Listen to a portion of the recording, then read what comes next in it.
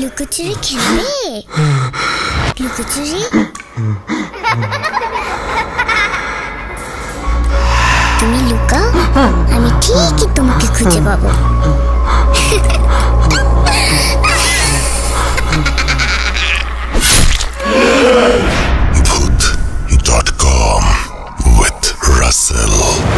Welcome back. আপনাদের সবাইকে স্বাগত জানাচ্ছি আমি রাসেল। আশা করছি আপনারা সবাই ভালো আছেন এবং ভালোর তলে আছেন। আমিও ভালো আছি আর ভালোর তলে আছি। যেভাবে লেখা আছে আমি সেভাবেই শুরু করছি। আসসালামু আলাইকুম রাসেল ভাই ও প্রিয় শ্রোতা বন্ধুরা, কেমন আছেন আপনারা? আমি মোহাম্মদ সাবিত আলম লিখছি ময়মনসিংহ বিভাগ থেকে। আমি আবারও আজ নতুন একটা ঘটনা নিয়ে আপনাদের সামনে হাজির হয়েছি। আজকের ঘটনাটি আমাকে বলেছেন আব্দুল হাই নামক একজন ভদ্রলোক। কথা না বাড়িয়ে আমি সরাসরি ঘটনায় চলে যাব। ঘটনাটি উনি আমাকে যেভাবে বলেছেন আমি সেভাবেই উপস্থাপন করছি। বলছেন আব্দুল হাই সাহেব।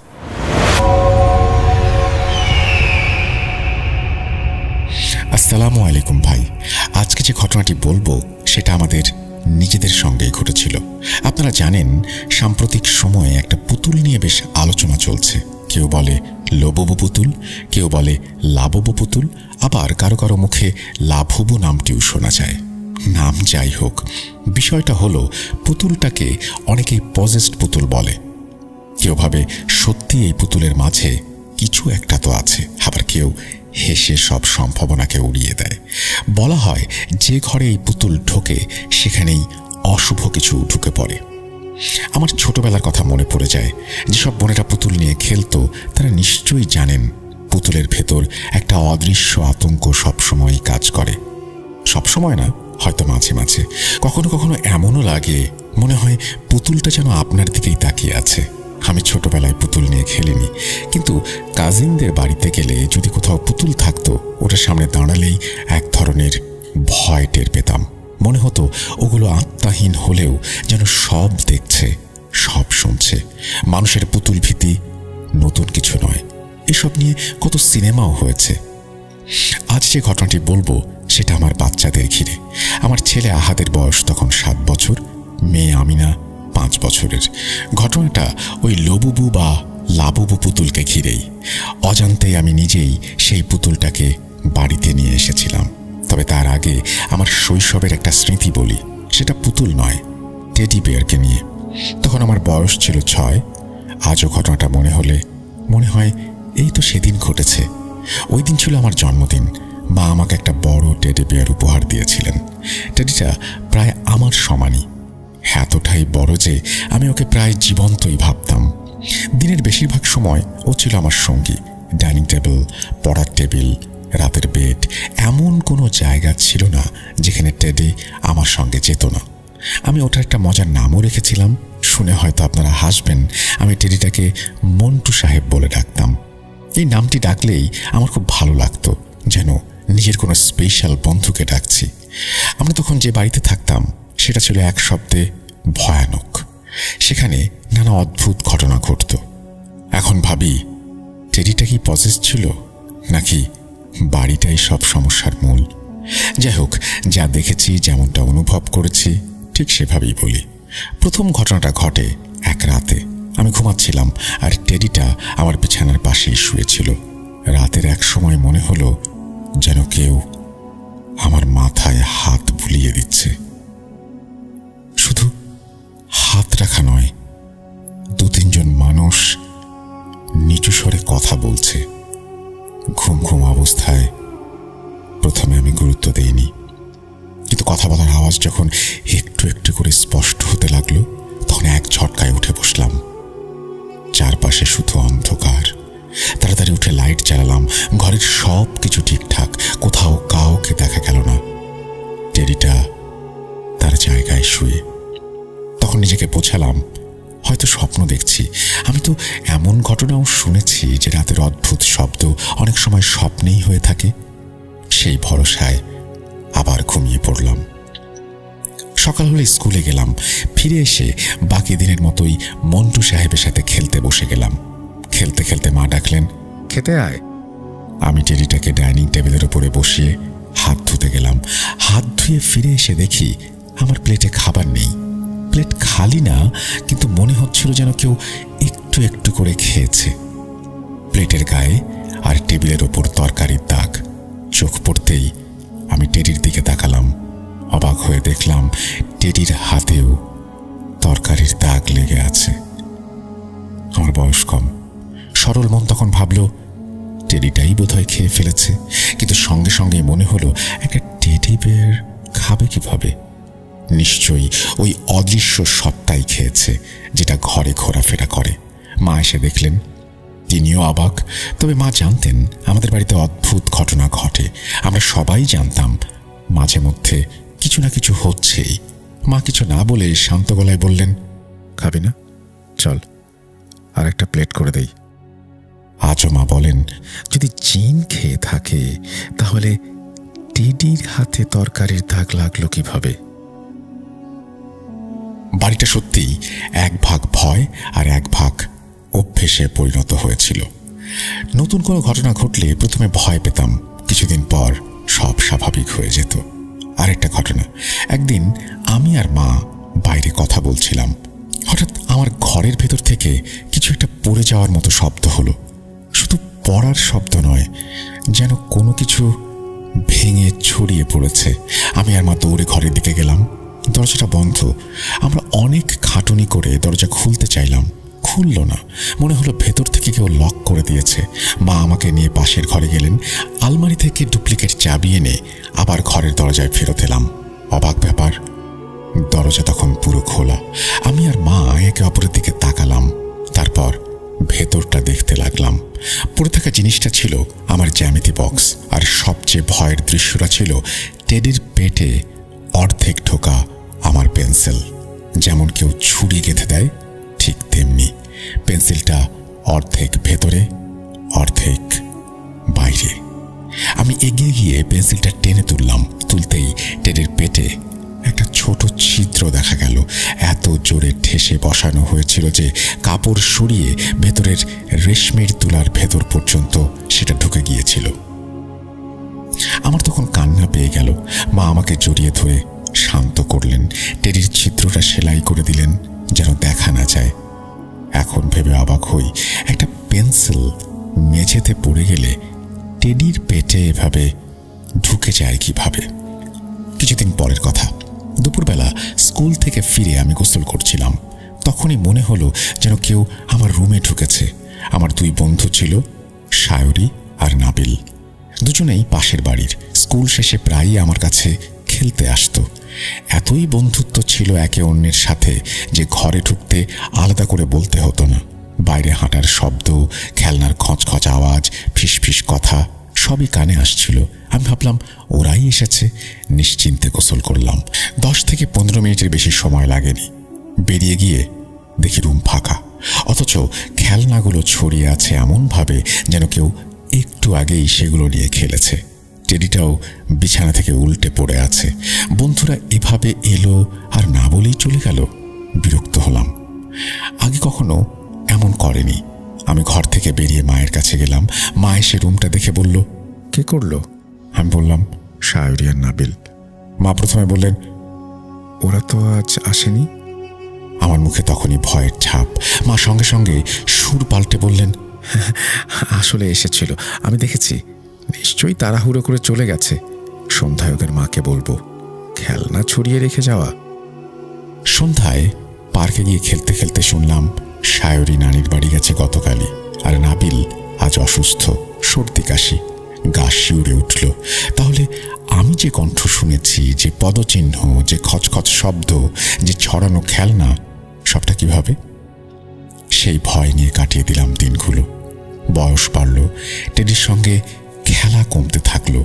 এমন সময়ও এলো যখন টেডিটাকে স্টোর রুমে রেখে ভুলেই গেলাম। এক রাত আমি জেগে কোনো মুভি দেখছিলাম। হঠাৎ মনে হলো বিছানার নিচ থেকে আওয়াজ আসছে। আওয়াজটা এমন যেন বিছানার তলায় কেউ গড়াগড়ি খাচ্ছে। আমাদের ফ্লোর কাঠের ছিল, তাই ছোট আওয়াজও স্পষ্ট শোনা যেত। প্রথমে ভেবেছিলাম সিনেমারই সাউন্ড। আবার মুভিতে মন দিলাম। কিছুক্ষণ পর হালকা ঠক ঠক, যেন নিচ থেকে কেউ টোকা দিচ্ছে। মুভি পজ করে কান পেতে শুনলাম, থেমে গেল। কয়েক সেকেন্ড পজ করে আবার চালালাম। প্রায় আধা ঘন্টা পরে বড় ধাক্কা। এবার শুধু শব্দ নয়, নিচ থেকে একটা ঠেলা লাগলো, যেন কোনো মানুষ নিচ থেকে হাত ঠেলে বিছানায় আঘাত করছে। বুক ধড়ফড় করে উঠল। আমি চুপচাপ শুয়ে রইলাম। চেক করব নাকি অপেক্ষা করব এই দ্বিধা নিয়ে 5 থেকে 10 মিনিট কাটলো। হঠাৎ পুরো বিছানাটা কেঁপে উঠল, যেন কেউ জোরে ধাক্কা দিয়েছে। ভয়ে আমি চিৎকার করে উঠলাম। আমার চিৎকার শুনে মা বাবা ছুটে এলেন, লাইট জ্বালালেন। আমি বিছানা ছেড়ে তাদের কাছে গেলাম। ভয়ের চাপে কথা জড়িয়ে যাচ্ছিল। মা বাবা আমাকে চেয়ারে বসালেন, তারপর আমার হাতে পানির গ্লাস ধরিয়ে বললেন, কি হয়েছে বল। আমি ওনাদের সবকিছু খুলে বললাম। বাবা বিছানার পাশে গিয়ে নিচু হয়ে তাকালেন, তারপর যা বের করলেন তা দেখে আমার শরীর অবশ। বিছানার নিচে ছিল আমার পুরনো সেই দিদি, মন্টু সাহেব। আমি তো ওটাকে অনেক মাস আগে স্টোরে তুলে রেখেছিলাম। মা বাবার দিকে তাকালাম প্রশ্ন ভরা চোখে। মাও চিন্তিত। বললাম, এই টেডি এখানে এলো কিভাবে? কাজের মেয়ে রেখেছে নাকি? কিন্তু কোনো প্রশ্নের উত্তরের চেয়ে বড় প্রশ্ন ছিল, বিছানাটা কাঁপছিল কেন? টেডি কি নিজে নিজে বিছানায় ধাক্কা দিচ্ছিল, নাকি ঘরে যে অদৃশ্য সত্তা ছিল সে টেডিটাকে সামনে রেখে খেলা করছিল? আল্লাহ ভালো জানেন। পরদিনই মা টেডিটা কাজের মেয়েকে দিয়ে দিলেন, আর 1-1.5 মাস পরে আমরা সেই বাড়িটা বদলে ফেললাম। তারপর থেকে দীর্ঘদিন কোনো অস্বাভাবিক ঘটনা ঘটেনি। এই স্মৃতিগুলো ধীরে ধীরে মুছে গিয়েছিল। অনেক বছর পর আজ আমি নিজেই একজন বাবা। আমার ছেলে আহাদ 7 বছরের, আমিনা 5 বছরের। সে সময় লুববু বা লাববু পুতুল নিয়ে তেমন হইচই শুরুই হয়নি। পরে যে সব খবর ছড়ায় তখনও সেগুলো তেমন শোনা যায়নি। আমি একদিন দোকানে গিয়েছিলাম মেয়ের জন্য পুতুল দেখতে। তাক ভর্তি পুতুলের মধ্যে একটার দিকে আমার চোখ আটকে গেল। যে পুতুলটার কথা বলছি ওটা অন্যগুলো থেকে আলাদা। পুতুলের মুখভঙ্গি, চোখের কাঁচ, পোশাক সব মিলিয়ে এক ধরনের কৌতূহল জাগায়। মনে হলো আমিনার ভালো লাগবে। আমার মেয়ে হরর ফিল্ম, থ্রিলার এসব একটু পছন্দ করে, তাই ভাবলাম ওর রুচির সঙ্গে যাবে। কিন্তু তখন বুঝিনি কি বিপদ বাড়িতে নিয়ে আসছি। বাড়ি ফেরার পথে সেই প্রথম অদ্ভুত ঘটনা। রাত, গাড়ি চালিয়ে ফিরছি। হঠাৎ কবরস্থানের পাশ দিয়ে যাওয়ার সময় গাড়ির ইঞ্জিন বন্ধ হয়ে গেল। গাড়িটা একদম নতুন। ইগনিশন লাইট কখন জ্বলে কখন নেভে বুঝে উঠতে পারছি না। ব্যাটারি চেক করলাম, ঠিক আছে। এমন সময় সাহায্য পাওয়া কঠিন। কাউকে কল দেব কিনা ভাবছি, ঠিক তখনই এলো আমার স্ত্রীর ফোন। এখনো আসেনি? আমি ওনাকে ব্যাপারটা বললাম। কবরস্থানের নাম শুনেই উনি অসুস্থ বোধ করতে লাগলেন। আশ্চর্য, ওর অসুস্থতার কথা বলা মাত্রই গাড়ি নিজে থেকেই স্টার্ট নিল। আমরা মজা করে বললাম, আপনি তো দেখি বড় হাফেজা, আপনার নজরেই গাড়ি চলতে শুরু করেছে। তখন মাথায় আসেনি পেছনের সিটে রাখা পুতুলটার সঙ্গে এই ঘটনার কোনো যোগ থাকতে পারে। যাই হোক, বাড়ি পৌঁছে মেয়েকে উপহার দিলাম। আমিনা পুতুলটি দেখে খুশিতে ঢকমক হয়ে উঠল। আমার স্ত্রী হেসে বলল, আপনার মতো কেউই এমন পুতুল আনতে পারে, এটা আনার দরকার ছিল। আমি মজা করে উড়িয়ে দিলাম কথাটা। পরের রাত বাড়ি ফিরে দেখলাম আমার স্ত্রী অনেক অস্থির হয়ে আছেন। জিজ্ঞাসা করতেই বললেন, গতকাল যে পুতুলটি এনেছ সেটা নিয়ে আমার অদ্ভুত একটা অনুভূতি হচ্ছে, খুব নেগেটিভ ভাইব। তুমি কি এটাকে ফেলে দিতে পারবে? আমি অবাক। কালই তো উপহার দিলাম, আজই ফেলে দেব কারণ ছাড়াই? একটা কথা বলে রাখি, আমার স্ত্রীর 6ষ্ঠ ইন্দ্রিয় খুব তীক্ষ্ণ। অনেক সময় আগে থেকে এই বিপদের গন্ধ উনি টের পেয়ে যান। আমি জিজ্ঞেস করলাম, কিছু দেখেছ? তিনি বললেন, না, কিছু দেখিনি, কিন্তু বুঝতে পারছি সমস্যা আছে। 2-4 দিন যেতে না যেতেই আমিও বাড়িতে এক ধরনের অন্ধকার ভাব অনুভব করতে শুরু করলাম। লাইট জ্বলছে, তবু মনে হচ্ছে আলো কম। শ্বাসরোধ করছে যেন কেউ। এক সন্ধ্যায় আমরা সবাই ডাইনিংয়ে বসে খাচ্ছি। আমিনা খেয়ে নিজের রুমে গেল। কিছুক্ষণ পরই তড়িঘড়ি করে ফিরে এসে চিৎকার দিয়ে, মা, বাবা আসো। তার মুখ দেখে বোঝা যায় কি ভয়ই না সে পেয়েছে। কিছু কিছু বাচ্চারা সাধারণত জিন ভূত এসব ভাবনায় ভয় পায় না, কিন্তু নিজের মেয়েকে এমন আতঙ্কে কাঁপতে দেখে বুকটা কেঁপে উঠল। আমি দ্রুত রুমে গেলাম। চেয়ারে লবুবু পুতুল বসে। আমি শান্ত গলায় জিজ্ঞেস করলাম, কি হয়েছে? আমিনা বলল, বাবা, এই পুতুলটার চোখ নড়ছিল। আমি নিজেকে বুঝিয়ে বললাম, কাপড়ের পুতুলের চোখ নড়বে কিভাবে? প্লাস্টিকের পুরনো পুতুলের চোখ খোলে বা বন্ধ হয়, কিন্তু এই ধরনের পুতুলে এটা সম্ভব না। তবুও আমি পুতুলটার দিকে তাকিয়ে রইলাম কিছুক্ষণ। কোনো নড়াচড়া দেখিনি। তবু মেয়ের কথা এড়িয়ে যেতে পারলাম না। বললাম, মা, তুমি ভুল দেখে থাকতে পারো। আমিনা জোর দিয়ে বলল, না বাবা, আমি কসম খেয়ে বলছি আমি দেখেছি। আমার বাচ্চারা মিথ্যা বলে না, ওরা প্র্যাঙ্কও করে না। এমন সময় আহাদ, যে পাশে বসে সব কথা শুনছিল, বলল, পুতুলটা আমাকে দাও, আমি রাখবো। আমি রাজি হয়ে গেলাম। আমিনাও রাজি হয়ে গেল। আমরা ঘুমোতে গেলাম। পরদিন অফিস থেকে ফিরে ডাইনিংয়ে বসতেই লক্ষ্য করলাম আহাদ অস্বাভাবিক রকমের চুপচাপ। আমি জিজ্ঞেস করতেই এড়িয়ে গেল। কয়েকবার জিজ্ঞেস করার পর বলল, ঠিক আছে তো সব। খাওয়া শেষ। আমি টিভি অন করলাম। আমার স্ত্রী তার ফোনে ব্যস্ত। আচমকা লন্ড্রি এরিয়ার দিক থেকে প্রচণ্ড একটা ধামাকা, যেন শর্ট সার্কিট। ধামাকার সঙ্গে সঙ্গে বাড়ির সব আলো নিভে গেল। আমি টর্চ নিয়ে ছুটে গেলাম। ফিউজ বক্স পুড়ে গেছে। আর সবচেয়ে ভয়ঙ্কর দৃশ্য, ফিউজ বক্সের নিচে পড়ে আছে একটা কালো রঙের বেড়াল, মৃত। স্তব্ধ হয়ে দাঁড়িয়ে থাকলাম কিছুক্ষণ। ফিউজ বক্স আর বেড়ালের এই কাহিনী বোঝার উপায় নেই। আমি কোম্পানিকে ফোন করলাম। টেকনিশিয়ান এসে হতভম্ব। একসঙ্গে সব ফিউজ উড়ে গেল কিভাবে? প্রশ্নটা অনেক বড়। 2-3 দিন পর, সম্ভবত রবিবার, আমি বাড়িতেই। ভাবলাম, আহাদ কেন এখনো ঘুম থেকে উঠছে না দেখি তো। দরজায় নক করলাম, সাড়া নেই। দরজা খুলে দেখি ছেলে ঘুমোচ্ছে, কিন্তু পুতুলটা যেভাবে বসে আছে সেটা দেখে গায়ে কাঁটা দিয়ে উঠল। ঠিক এমনভাবে বসে আছে যেন জীবন্ত কোনো সত্তা কারো দিকে তাকিয়ে আছে। আমি পুতুলটা আলতো করে তুলে আলমারির ভেতরে রাখলাম। কিছুক্ষণ পর আহাদ জেগে উঠল। আমরা ড্রয়িং রুমে বসে আড্ডা দিচ্ছি। এমন সময় ওর রুমের ভেতর থেকে ধুপ করে একটা আওয়াজ। মনে হলো আলমারির দরজা। আমি আর আহাদ ছুটে গেলাম। দেখি আলমারির দরজা খুলে গিয়ে কপাটটা মেঝেতে পড়ে আছে, পুতুলটা সামনেই। আহাদের দিকে তাকিয়ে বললাম, এটার সঙ্গে খেলবি না ফেলে দেবো? আহাদ বলল, না থাক, এটা একটু আলাদা, রাখি, পরে আমি না বড় হলে খেলবে। এরপর থেকে বাড়িতে বাতাসে একটা অজানা ভয়। কিভাবে বোঝাই? মাঝে মাঝে মনে হতো ঘরে অন্ধকার জমে আছে। লজিক ছাড়া কিছু মানতে আমার কষ্ট হয়, তাই সবকিছু পুতুলের সঙ্গে জোড়া দিতে চাইনি। কিন্তু অস্বাভাবিক ঘটনাগুলো একটার পর একটা ঘটতেই থাকলো। কখনো গাড়িতে সমস্যা, কখনো ওয়াশিং মেশিনে, কখনো ফিউজে। বাচ্চারা অকারণেই ঝগড়া করছে। একটা অস্থিরতা, সেটা বাসার সব কোণে যেন ছড়িয়ে পড়ল। আমার স্ত্রী বারবার বলছিলেন, নেগেটিভ কিছু একটা আমি টের পাচ্ছি। আমার হাস্যরস তখন থেমে গেছে। তারপরেও বলেছিলাম, কাল যদি তোমার দিক থেকেও নেগেটিভ ভাইব আসে, তাহলে কি তোমাকেও বাড়ি থেকে বের করে দেব? হেসে বলেছিল সে। হ্যাঁ। আমরা হেসেছি, কিন্তু মনে ভয় বাসা বেঁধেছিল। একদিন আহাদ আমাকে রুমে ডেকে হোমওয়ার্ক দেখাচ্ছিল। আমি খাতায় চোখ রাখছি। রুমের এক কোণে চেয়ারে পুতুলটা ছিল।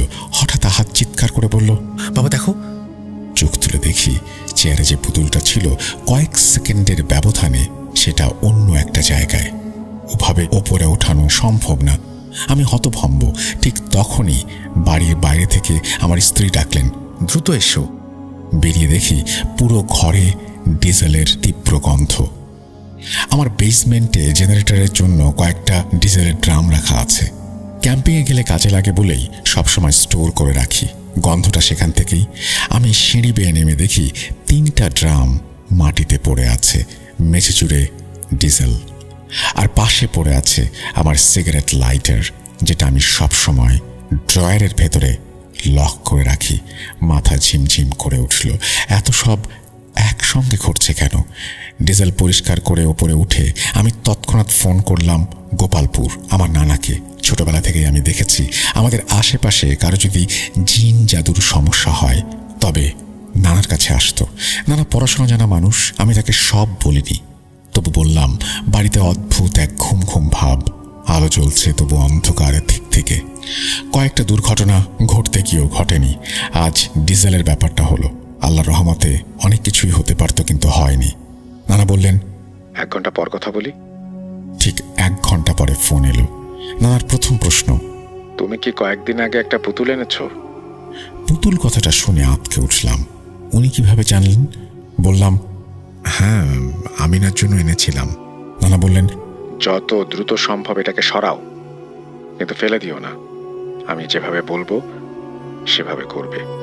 নানা আমাকে কিছু আয়াত শিখিয়ে দিলেন। বললেন কিভাবে পড়তে হবে, কিভাবে শ্বাস বন্ধ রেখে মনোসংযোগ করতে হবে, কিভাবে পবিত্র মনে আল্লাহর নাম নিয়ে আশ্রয় চাইতে হবে।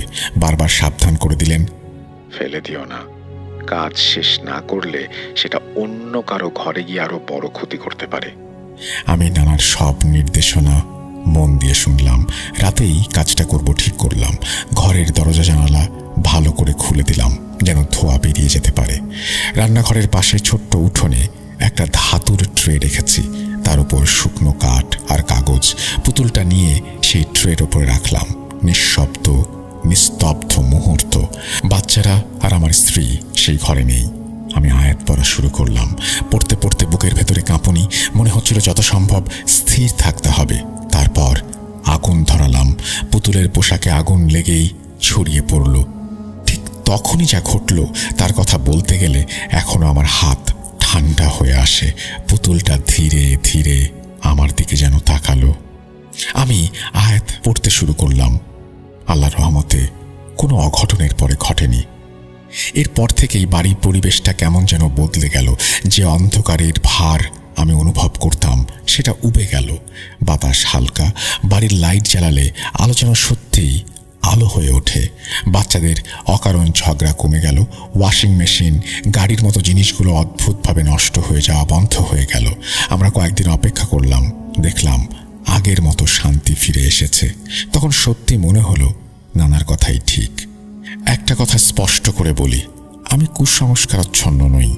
কোনো ঘটনাকে অলৌকিক বলার আগে যুক্তি খুঁজি। তাই তো প্রথম দিন আমিনার কথায় আমি বিশ্বাস রাখতে পারিনি। কাপড়ের পুতুলের চোখ নড়বে কিভাবে, এটাই ছিল আমার যুক্তি। আরও কিছু মুহূর্ত মনে পড়ে যখন আমার স্ত্রী বলেছিল এই পুতুলটা বাইরে নিয়ে গিয়ে ফেলে দিতে। তখনও নিজেকে কঠোর করেছি, কিন্তু শেষ পর্যন্ত অঘটন এড়াতে পারিনি। যাই হোক, এই বলেই মোটামুটি তিনি তার ঘটনা শেষ করেছেন এবং আমার মনে হয় যে এই ঘটনাটা আপনাদের ভালো লেগেছে। আমরা চলে যাব আমাদের পরবর্তী ঘটনায়।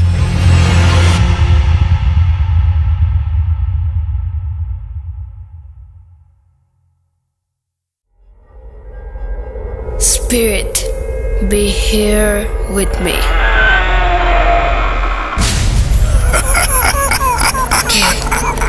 কে তুমি? Bhoot.com. The fear returns with Russell. Welcome back. আপনাদের সবাইকে স্বাগত জানাচ্ছি আমি রাসেল। আশা করছি আপনারা সবাই ভালো আছেন, ভালোর তলে আছেন। আমিও ভালো আছি, ভালোর তলে আছি। আর ইমেইলের পরে এখন সরাসরি চলে যাব ঘটনায়, অর্থাৎ অডিও ক্লিপের ঘটনায়। চলুন শুরু করা যাক। আসসালামু আলাইকুম রাসেল ভাই, আসসালামু আলাইকুম লিসেনার। আমি কাতার প্রবাসী, আমি মোহাম্মদ ইমরান। আমার বাসা কুমিল্লা জেলার মুরাদনগর থানার দাররা ইউনিয়নের একটা গ্রামে। প্রথমে বলে রাখি ভাই, আমি শুদ্ধ ভাষা তেমন একটা পারি না, বলতে পারি না, তো আমি আমার ভাষায় বলতেছি ভাই ঘটনাটা। তো এই ঘটনাটা হচ্ছে, আমি তখন দেশে ছিলাম, আমি রেন্টেকার চালাইতাম। তো রেন্টেকার কি সেটা তো সবাই জানেন আপনারা, যে বিয়ে শাদী টিপ, তারপরে এয়ারপোর্টের টিপ, বিভিন্ন জায়গার টিপ হয়। তো ঘটনাটা 2018 লাস্টে কি 19-এর শুরুতে হবে, তখন আমি রেন্টেকার চালাই। তো একদিন আমার গ্রাম থেকে 3-4টা গ্রাম পরে আমার একটা টিপ পড়ে সিলেটে। তো মেয়ের বাড়ি আমাদের গ্রামের ওইখানে, আর ছেলের বাড়ি হচ্ছে সিলেট। তো মেয়ের বিয়ে হয়েছে, উঠায় আনতে যাবে আর কি, বউবাদ টাইপের কিছু একটা এরকম। তো আমার যে টিপ দিছে, তো ওনারা আগেই আমার বইলা দিছে যে আমি হেল্পার নিতে পারবো না, আপনারা তো জানেন যে আমাদের সাথে হেল্পার থাকে। তো আমার বইলা দিছে হেল্পার নিতে পারবো না। তো ভোরে ভোরে রওনাই তুইব। তো আমাদের কুমিল্লা থেকে সিলেট যাইতে মোটামুটি তখন তো রোড এত ভালো ছিল না, এখন তো একটু একটু ভালো, তখন এত রোড ভালো ছিল না। তো লাগে যেত মোটামুটি 8-9 ঘন্টা লাগতো। তা আমি ভোর 4টার দিকে রওনা করছি। তো আমি যাত্রী নিয়ে আপনার 2টা-3টা নাগাদ, 3টা-4টা নাগাদ সিলেটে পৌঁছাই। তারপরে ওইখানে যাওয়ার পরে খাওয়া দাওয়া করলো, সবাই বসলো, রেস্ট করলো, কথাবার্তা করলো, মানে বেরোতে বেরোতে মোটামুটি রাতের 9টা বেজে গেছে। তো তখন আমি রাতের 9টায় আমি টান দিই গাড়িটা ওইখান থেকে। তো আসার সময় ভালোই পুরোটা রাস্তা আইলাম। তারপরে ব্রাউনবাড়িয়া পার হওয়ার পরে যখন কুমিল্লা শুরু হয়েছে, ওই পর্যায়ে একটা স্টেশন আছে এখানে মিরপুর। ওইখানে যারা চলাচল করে তারা জানে, স্টেশনগুলো জানে। তো মিরপুর আছে, মাধবপুর আছে। তো ওই মিরপুর মাধবপুর স্থানের মাঝামাঝি একটা জায়গা আছে, ফাঁকা জায়গা, মানে মিরপুর স্টেশন থেকে মাধবপুর স্টেশনে যাওয়ার যে ফাঁকা জায়গাটা, তো আমার গাড়িটা ওইখানে আছে। তা আমার সামনে একটা প্রাইভেট কার আছে, আর আমার স্পিড তখন 60 কি 70 এরকম হবে। তো আমি যখন প্রাইভেট কারটার প্রায় ওভারটেক করবো এরকম জায়গায় আর কি, তো আমি দূর থেকে দেখতেছি যে সামনে একটা ট্রাক হয়তো বা নষ্ট হয়ে গেছে বা টায়ার পাংচার হয়ে গেছে, ট্রাকটা সাইডে রাখা আছে। এই একটা চাকা রাস্তার উপরে আর একটা নিচে, মানে এখান দিয়া গাড়ি যাতায়াত করতে পারে। তো প্রাইভেট কারটা যাইতেছে, হঠাৎ প্রাইভেট কারটা মানে ট্রাকটা ছিল বাম সাইডে, তো হঠাৎ প্রাইভেট কারটা ডান সাইডে হঠাৎই মোড় নিল। তো মোড় নেওয়ার পরে আমি মোড় নিতে পারলাম না, কারণ আমারটা মাইক্রো। তো আমি সোজা উঠাইলাম, আমি দেখলাম যে ট্রাকের নিচ থেকে কি যেন একটা হামাগুড়ি দিয়ে বেরোইতেছে ভাই। তো আমি ওইটার উপর দিয়ে চালাই দিছি। তো আওয়াজ হয়েছে, একটা অনেক বড় একটা আওয়াজ হয়েছে। তা আমি ব্রেক করছি সাথে সাথে। আমি মনে করছি কি যে হইতে পারে ভাই যে ট্রাক নষ্ট হয়ে গেছে, ঠিক করতেছে ট্রাক, হয়তো বা নিচ থেকে কোনো ট্রাকে লোক আছে, ও বের হয়েছে, আমি ওর উপরে উঠাই দিচ্ছি। তো আমি সাথে সাথে ব্রেক করি। তো আরেকটা জিনিস ভাই বলে রাখি, তো ওই টাইমটা মোটামুটি রাতের 12টা-1টা বাজে, তখন 1টা, হ্যাঁ এরকম হবে, 12টা-1টা বাজে। তো পিছনে যাত্রী সবাই ঘুমায় গেছে।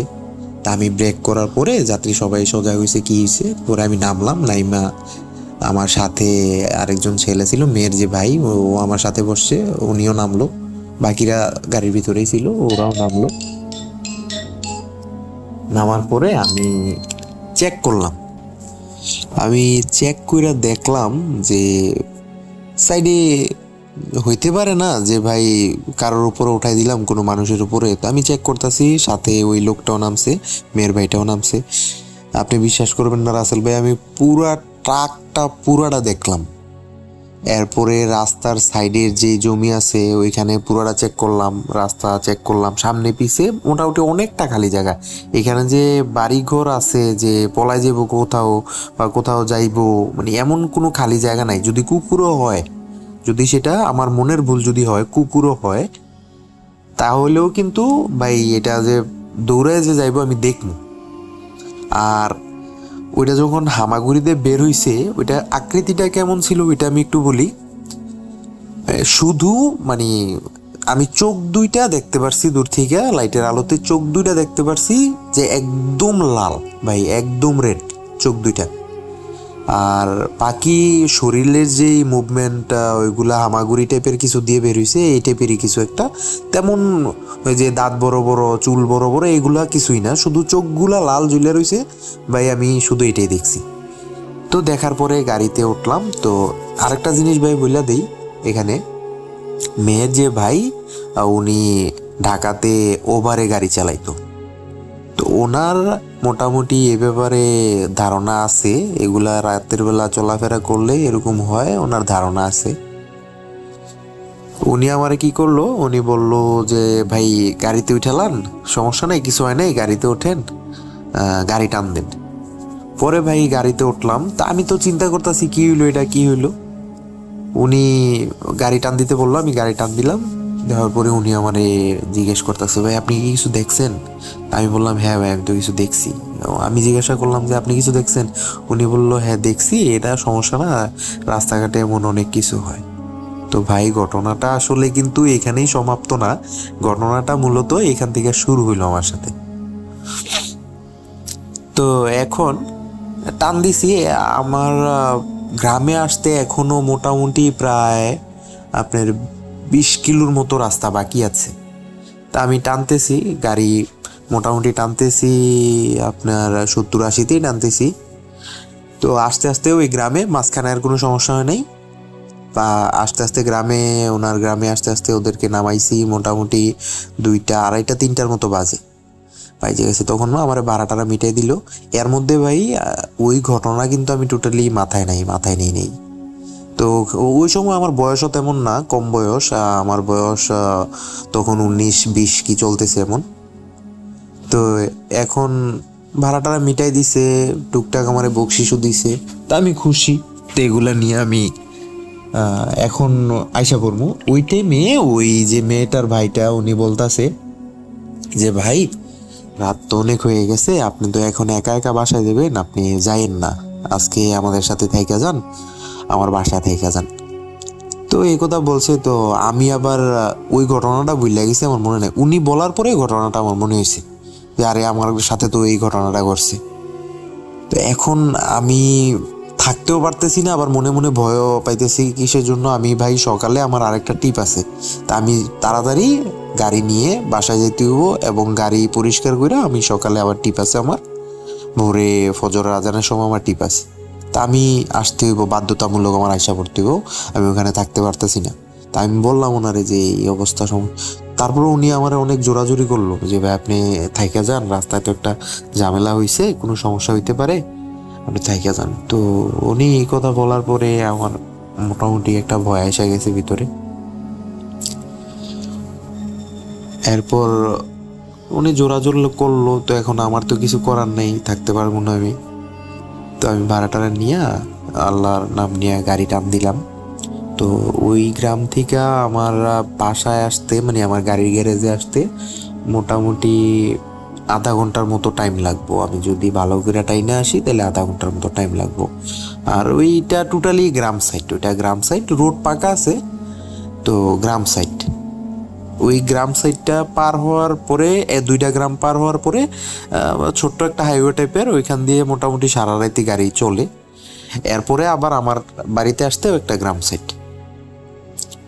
আমি গাড়ি ওনার কাছ থেকে ভাড়া নিয়ে টান দিলাম ভাই, একটা ব্রিজ পরে। তা আমি গোমতী নদীর যে ব্রিজ আমাদের, ওই ব্রিজটার উপরে আসছি। তো একটা তো বুঝছিনি যে আসলে আমরা মানুষরা যেই জায়গার মধ্যে আমাদের মানা, ওইখানে কৌতূহল আমাদের বেশি। আমার চোখ বারবার আমার লুকিং গ্লাসে যাইতেছে, মিররে যাইতেছে যে পিছনের সিটে কিছু আছে কিনা, আমি দেখতেছি বারবার ওই জায়গায়। এরপরে হঠাৎ কইরা পিছনে একটা আওয়াজ হইতেছে গাড়িতে।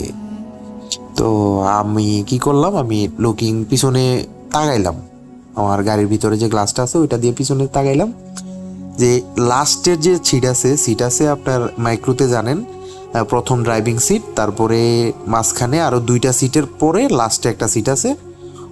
ওইখানে আমি দেখলাম যে সেম ওই যে ভাই 2টা চোখ দেখলাম, ওইখানে সেম একটা অবয়ব পিছনে বসে আছে। জাস্ট আমি শুধু ওই চোখগুলোই দেখতেছি, বাকি মুখটা টোটালি কালো, ফেস টোটালি কালো। এখানে যে নাক মুখ কি কোথাও আছে কি নাই এটা আমি টোটালি বুঝতেছি না। আর ভাই এত দেখারও তখন আমার মাথায় নাই, আমি জাস্ট চোখগুলা দেখছি একদম লাল টকটকে ভাই, রক্তের মতো। দেখা আমি সাথে সাথে গাড়ি পার্কিংয়ে ফালাই আমি গাড়ি থেকে নেমে গেছি। নাইমে আমি একটা দৌড় দিছি, দৌড় দেওয়ার পরে ওইখানে যে বাজারের মধ্যে ওই ব্রিজটার পরেই বাজার একটা, তো ওই বাজারের মধ্যে গার্ড আছে। তা আমি ওইখানে দৌড় দিয়ে চলে গেছি। আরে ওই জায়গাটা আমার পূর্ব পরিচিত, এগুলো আমার পরিচিত। তো আমি ওইখানে গিয়ে ওদের সাথে দাঁড়াইলাম। তো ওরা বলতেছে কি হয়েছে ভাই? তো পরে আমি বললাম যে এই অবস্থা। পরে গাড়িতে আসলাম। তো গাড়িতে আসার পরে দেখলাম যে কিছুই নাই, তো সব কিছু ঠিক আছে, ওকে। তো এখন হেরা কই আছে, না ভাই আপনি হয়তো বা সারা রাত গাড়ি চালাইছেন অঘমা, এই জন্য হয়তো বা ভুল দেখছেন। কারণ আমি ভাই ওই রাস্তায় যে ঘটনাটা আমার সাথে ঘটছে ওইটা আমি ওদেরকে বলি নাই। আমি এখানে যেটা হয়েছে, আমি যেটা দেখছি আমি এটাই বলছি ওদেরকে। পরে কিছু নাই, এখন তো আমার তো যাইতে হইব। তা আমি আবার গাড়িতে উঠলাম। গাড়িতে উঠা গাড়ি চালাইতেছি। তো 2টা গ্রাম পার হইয়া যখন ওই যে বললাম যে ছোট একটা হাইওয়ে, ওইখানে প্রায় আইসা পড়ছি। তো আমি বারবার পিছনের দিকে তাকাইতাছি, আবার ভয়ও পাইতাছি, এমন একটা অবস্থা। এরপরে গাড়িটা আরেকটু টান দেওয়ার পরে প্রায় আমার গ্রামের কাছাকাছি, প্রায় মোটামুটি। তো হঠাৎ করে পিছনে তাকাইছি আর দেখি যে ভাই, প্রথমে তো দেখছি যে লাস্টের সিটে, এখন হচ্ছে আমার যে ড্রাইভিং সিটটা আছে আমার পিছনের সিটে বসা, আর আমাকে আমি দেখা একদম স্তব্ধ। আমি গাড়ি ব্রেক করছি, হার্ড ব্রেক করছি, করার পরে আমারে শুধু একটা কথা বললো যে আমাকে নিয়ে, এই অবয়বটা আমার এই কথাটা বলছে যে কই যাস, আমারে নিয়ে যাবি না, এরকম একটা কথা বলছে। ভাই আমি গাড়িটার থেকে সোজা নামছি, গাড়ি থেকে পার্ক কইরা নাইমা রাস্তার ডান সাইডে বাড়ি ছিল, যে রাস্তার সাইডে বাড়িঘর থাকে না, এরকম বাড়ি আছিল। পরে আমি এক দৌড়ে বাড়িতে উঠানো যাইয়া, ওদের যে দরজাতে উঠতে যে 2-3টা সিঁড়ি থাকে, তা আমি এটুক মনে আছে আমি দৌড়াইয়া যাইয়া ভাই সিঁড়ির মধ্যে হোঁচট খাইছি। আমি খাইয়া দরজাতে যে পড়ছি, তো ওদের আমার সিঁড়িতে হোঁচট খাইয়া আমার হাত দরজাতে যায় একদম। তো দরজাতে বাড়ি খাইছি, এরপর আমার কিছু মনে নাই। পরে আমি চোখ খুলছি, কতক্ষণ পরে চোখ খুলছি হইতে পারে আধা ঘন্টা বা 10 মিনিট 20 মিনিট। দেখি যে অনেক মানুষ ভিতরে এখানে আমার দিকে তাকায় আছে, যে জিজ্ঞাসা করলো কি হয়েছে ভাই। তো আমি বললাম যে এই অবস্থা। তো ওরা বলতেছে যে ভাই আমরা তো হঠাৎ আওয়াজ শুনছি দরজাতে, পরে আমরা দরজা খুইলা দেখি যে আপনি এখানে পড়ে আছেন। তো পরে ওদেরকে আমি সবকিছু বললাম যে এই ঘটনা ঘটছে, আমি শুরু থেকে সবকিছু ওদেরকে বললাম।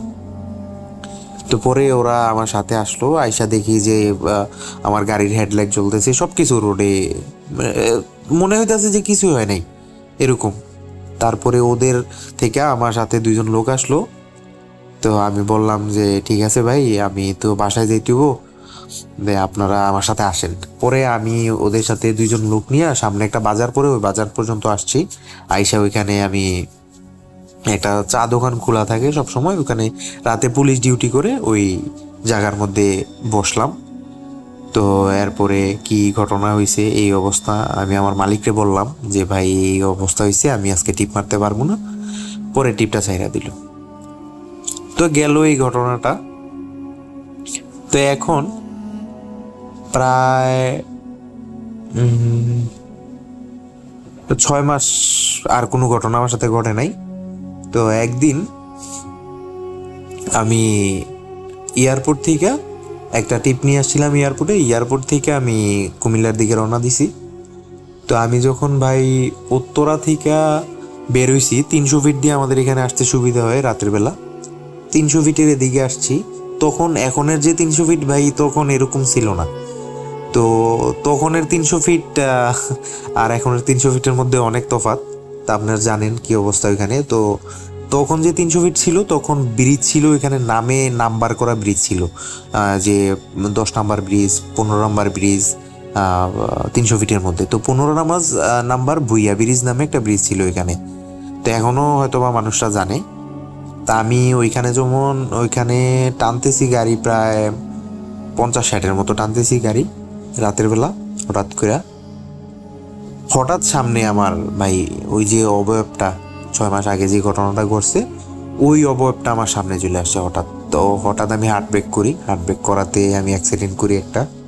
তো অ্যাক্সিডেন্ট করার পরে প্রায় 1 বছরের মতো আমি আর গাড়ি চালাই না।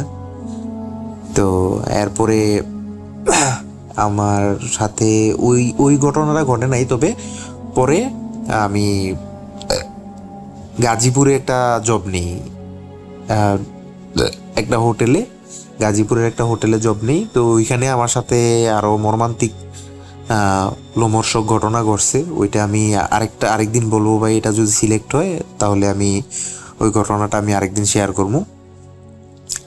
আর ভাই এখানে কাতারে আমার এক ইন্ডিয়ান ফ্রেন্ড আছে, তো ওর কাছ থেকেও মোটামুটি আমি কয়েকটা ঘটনা কালেক্ট করছি। তো ওই ঘটনাও আমি শেয়ার করবো। যদি আপনারা এই ঘটনাটা রাসেল ভাই সিলেক্ট হয় তাহলে আমি অবশ্যই ওই ঘটনাগুলো সিলেক্ট করবো। আর আমি ভাই ভূত এফএম যখন থেকে চলে তখন থেকে আমি আপনার অনেক বড় ফ্যান, ভক্ত ভাই আমি। তো এতদিন ঘটনা পাঠাই নাই, এখন আসলে নিজের দায়িত্ব থেকে পাঠাইলাম। এখন আমার এখানে ভাই 2:31 বাজে রাতের, আমি এখন রেকর্ড করতেছি। আচ্ছা যাক ভাই, ভালো থাকবেন, আসসালামু আলাইকুম।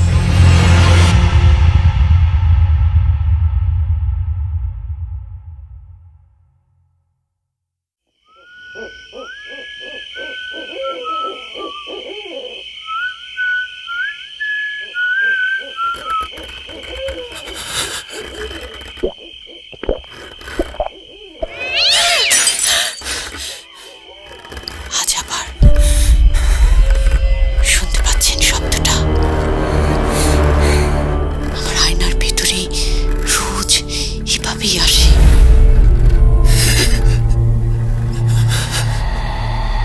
Bhoot.com with Russell. শুনছেন Bhoot.com, আমি রাসেল আছি সাথে। আরও একটি ঘটনা পড়ে শোনাচ্ছি আপনাদের, যেভাবে লেখা আছে সেভাবেই পড়ছি।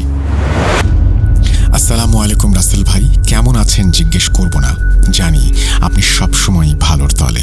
আমি 2010 সাল থেকে ভূত এফএমের সাথে ছিলাম, আর এখন Bhoot.com-এর সাথে আছি এবং ভবিষ্যতেও থাকব। আমি বর্তমানে বাংলাদেশ পুলিশ বাহিনীতে উপপুলিশ পরিদর্শক হিসেবে কর্মরত আছি, তাই ব্যস্ততার কারণে স্টুডিওতে এসে ঘটনা শেয়ার করতে পারবো না। তাই ঘটনাটি আপনি পড়ে শোনালে ভবিষ্যতেও ঘটনা পাঠাতে অনুপ্রাণিত হব। যাই হোক, কথা না বাড়িয়ে আমি ঘটনায় চলে যাচ্ছি। ঘটনাটি ঘটেছে আমার সাথে বর্তমানে কর্মরত একজন সিনিয়র কনস্টেবল জামাল ভাইয়ের সাথে। লেখায় ভুল ত্রুটি হলে ক্ষমা সুন্দর দৃষ্টিতে দেখবেন, নাম ঠিকানা গোপন রাখবেন।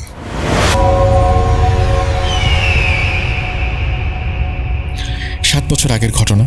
কুয়াশা ভেজা এক শীতের সকালে কনস্টেবল জামাল ভাই অন্য দিনের মতো ভ্যানে করে লাশ নিয়ে যাচ্ছে মর্গে।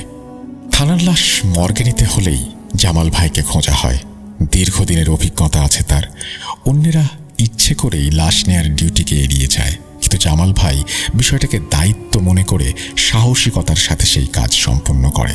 শীতের শুনশান নীরব রাস্তায় ভ্যান ড্রাইভার নারায়ণবাবু ভ্যান চালিয়ে যাচ্ছেন আনমনে। হঠাৎ লাশটি নড়ে চড়ে ওঠে। সাহসী জামাল ভাই বিষয়টিকে প্রথমে পাত্তাই দেয় না।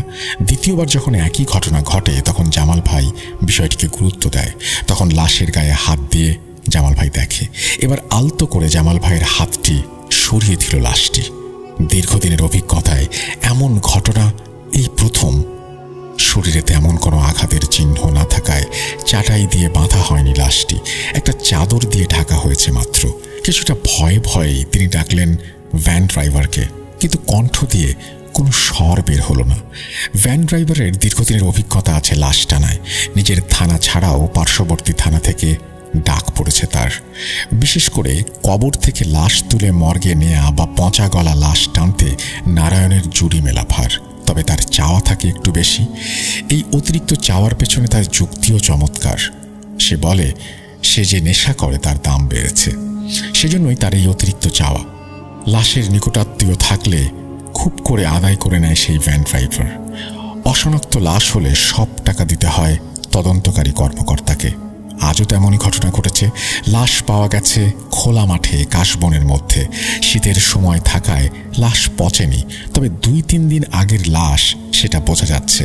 তদন্তকারী কর্মকর্তা শ্রোথাল রিপোর্ট তৈরি করে গতকাল সন্ধ্যায় তার ভ্যানে করে লাশ এনে রেখেছে থানায়। জেলা সদরের দূরত্ব প্রায় 40 কিলোমিটার, তাই প্রয়োজনীয় কাগজপত্র ও লাশ নিয়ে ভোরেই রওনা দিয়েছে জামাল ভাই ভ্যান গাড়ির ড্রাইভারের সাথে। এক পাহাড়ের ওজন ভর করেছে জামাল ভাইয়ের কণ্ঠে। কোনো শব্দই বের হচ্ছে না সেখান থেকে। লাশটির চোখ খোলা, বড় বড়, পলকহীনভাবে এসে তাকিয়ে আছে জামাল ভাইয়ের দিকে। গ্রামের কাঁচা রাস্তা মারিয়ে চলছে ভ্যান। উঁচু নিচু অসমান্তরাল রাস্তায় মাঝে মাঝে প্রচণ্ড ঝাঁকুনিতে লাশ সরে যাচ্ছে, আবার টেনে নিয়ে আসেন সেটা জামাল ভাই। 30 বছরের চাকরি জীবনে বেশিরভাগ সময় তার কেটেছে লাশ স্কট ডিউটিতে। কখনো ভয় তাকে আচ্ছন্ন করতে পারেনি, কিন্তু আজ অন্যরকম এক ভীতিকর পরিস্থিতি তাকে কুঁকড়ে ধরেছে। এই এক অন্যরকম অভিজ্ঞতার সাথে জীবনের ওলট পালট গল্প। ভয়ে ইচ্ছে অনিচ্ছায় তাকাতে পারছে না লাশের দিকে। আচমকা লাশটি জামাল ভাইয়ের হাত ধরে উঠতে চায়। সে সময় জামাল ভাইয়ের শরীর হিমশীতলে ঠান্ডা হয়ে আসছিল। প্রচণ্ড শক্তি দিয়ে তখন জামাল ভাই লাশটিকে চেপে ধরে ভ্যানের সাথে। লাশের চোখ থেকে বের হয়ে আসছে একরাশ ঘৃণা আর প্রতিশোধের স্পৃহা। জামাল ভাই চেয়ে আছে লাশের চোখে, লাশ চেয়ে আছে জামাল ভাইয়ের দিকে। হঠাৎ লাশটি কিছু একটা যেন বলে উঠতে চাইল। জামাল ভাইয়ের হাত পা শীতে শক্ত হয়ে গেছে, চোয়াল আটকে গেছে শঙ্কায়। এমন সময় ভ্যানের ড্রাইভার হাঁক ছেড়ে ডাক দেয়, জামাল ভাই ওঠেন, মর্গ এসে পড়েছে। হঠাৎ সম্বিত পেয়ে আড়মোড়া ভেঙে জামাল ভাই তাকিয়ে দেখেন সদর হাসপাতাল মর্গের দরজায়। সে লাশের দিকে তাকিয়ে এখনো দেখে যে সেই লাশটি অপলক দৃষ্টিতে তার দিকেই তাকিয়ে আছে।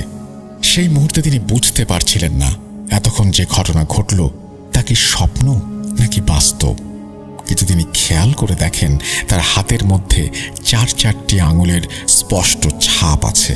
হাতটা কেউ শক্ত করে ধরেছিল সেটা বোঝা যাচ্ছে। তার মানে উনি এতক্ষণ যা দেখেছেন তা সত্যি। বিষয়টা তিনি কাউকে কিছু জানাননি। আস্তে আস্তে তিনি বিষয়টা ভুলে যান। কয়েক মাস আগে একদিন প্যারানর্মাল বিষয়ে আলোচনার সময় তিনি এই ঘটনাটি আমার সাথে শেয়ার করেন। এই ছিল আমার ঘটনাটি 100% সত্য। যদি ভালো লাগে পড়ে শোনাবেন। বলে রাখা ভালো, আমি তুলা রাশির জাতক। আমার নিজের সাথে ও ফ্যামিলির সাথে ব্ল্যাক ম্যাজিকের ঘটনা আছে, অনেক ঘটনা। সময় করে লিখে পাঠাবো। তারপর তিনি তার নাম, পদবি এবং ঠিকানা দিয়েছেন, সেগুলো আমি আজ নাই বা পড়লাম। আমরা চলে যাব আমাদের পরবর্তী ঘটনায়।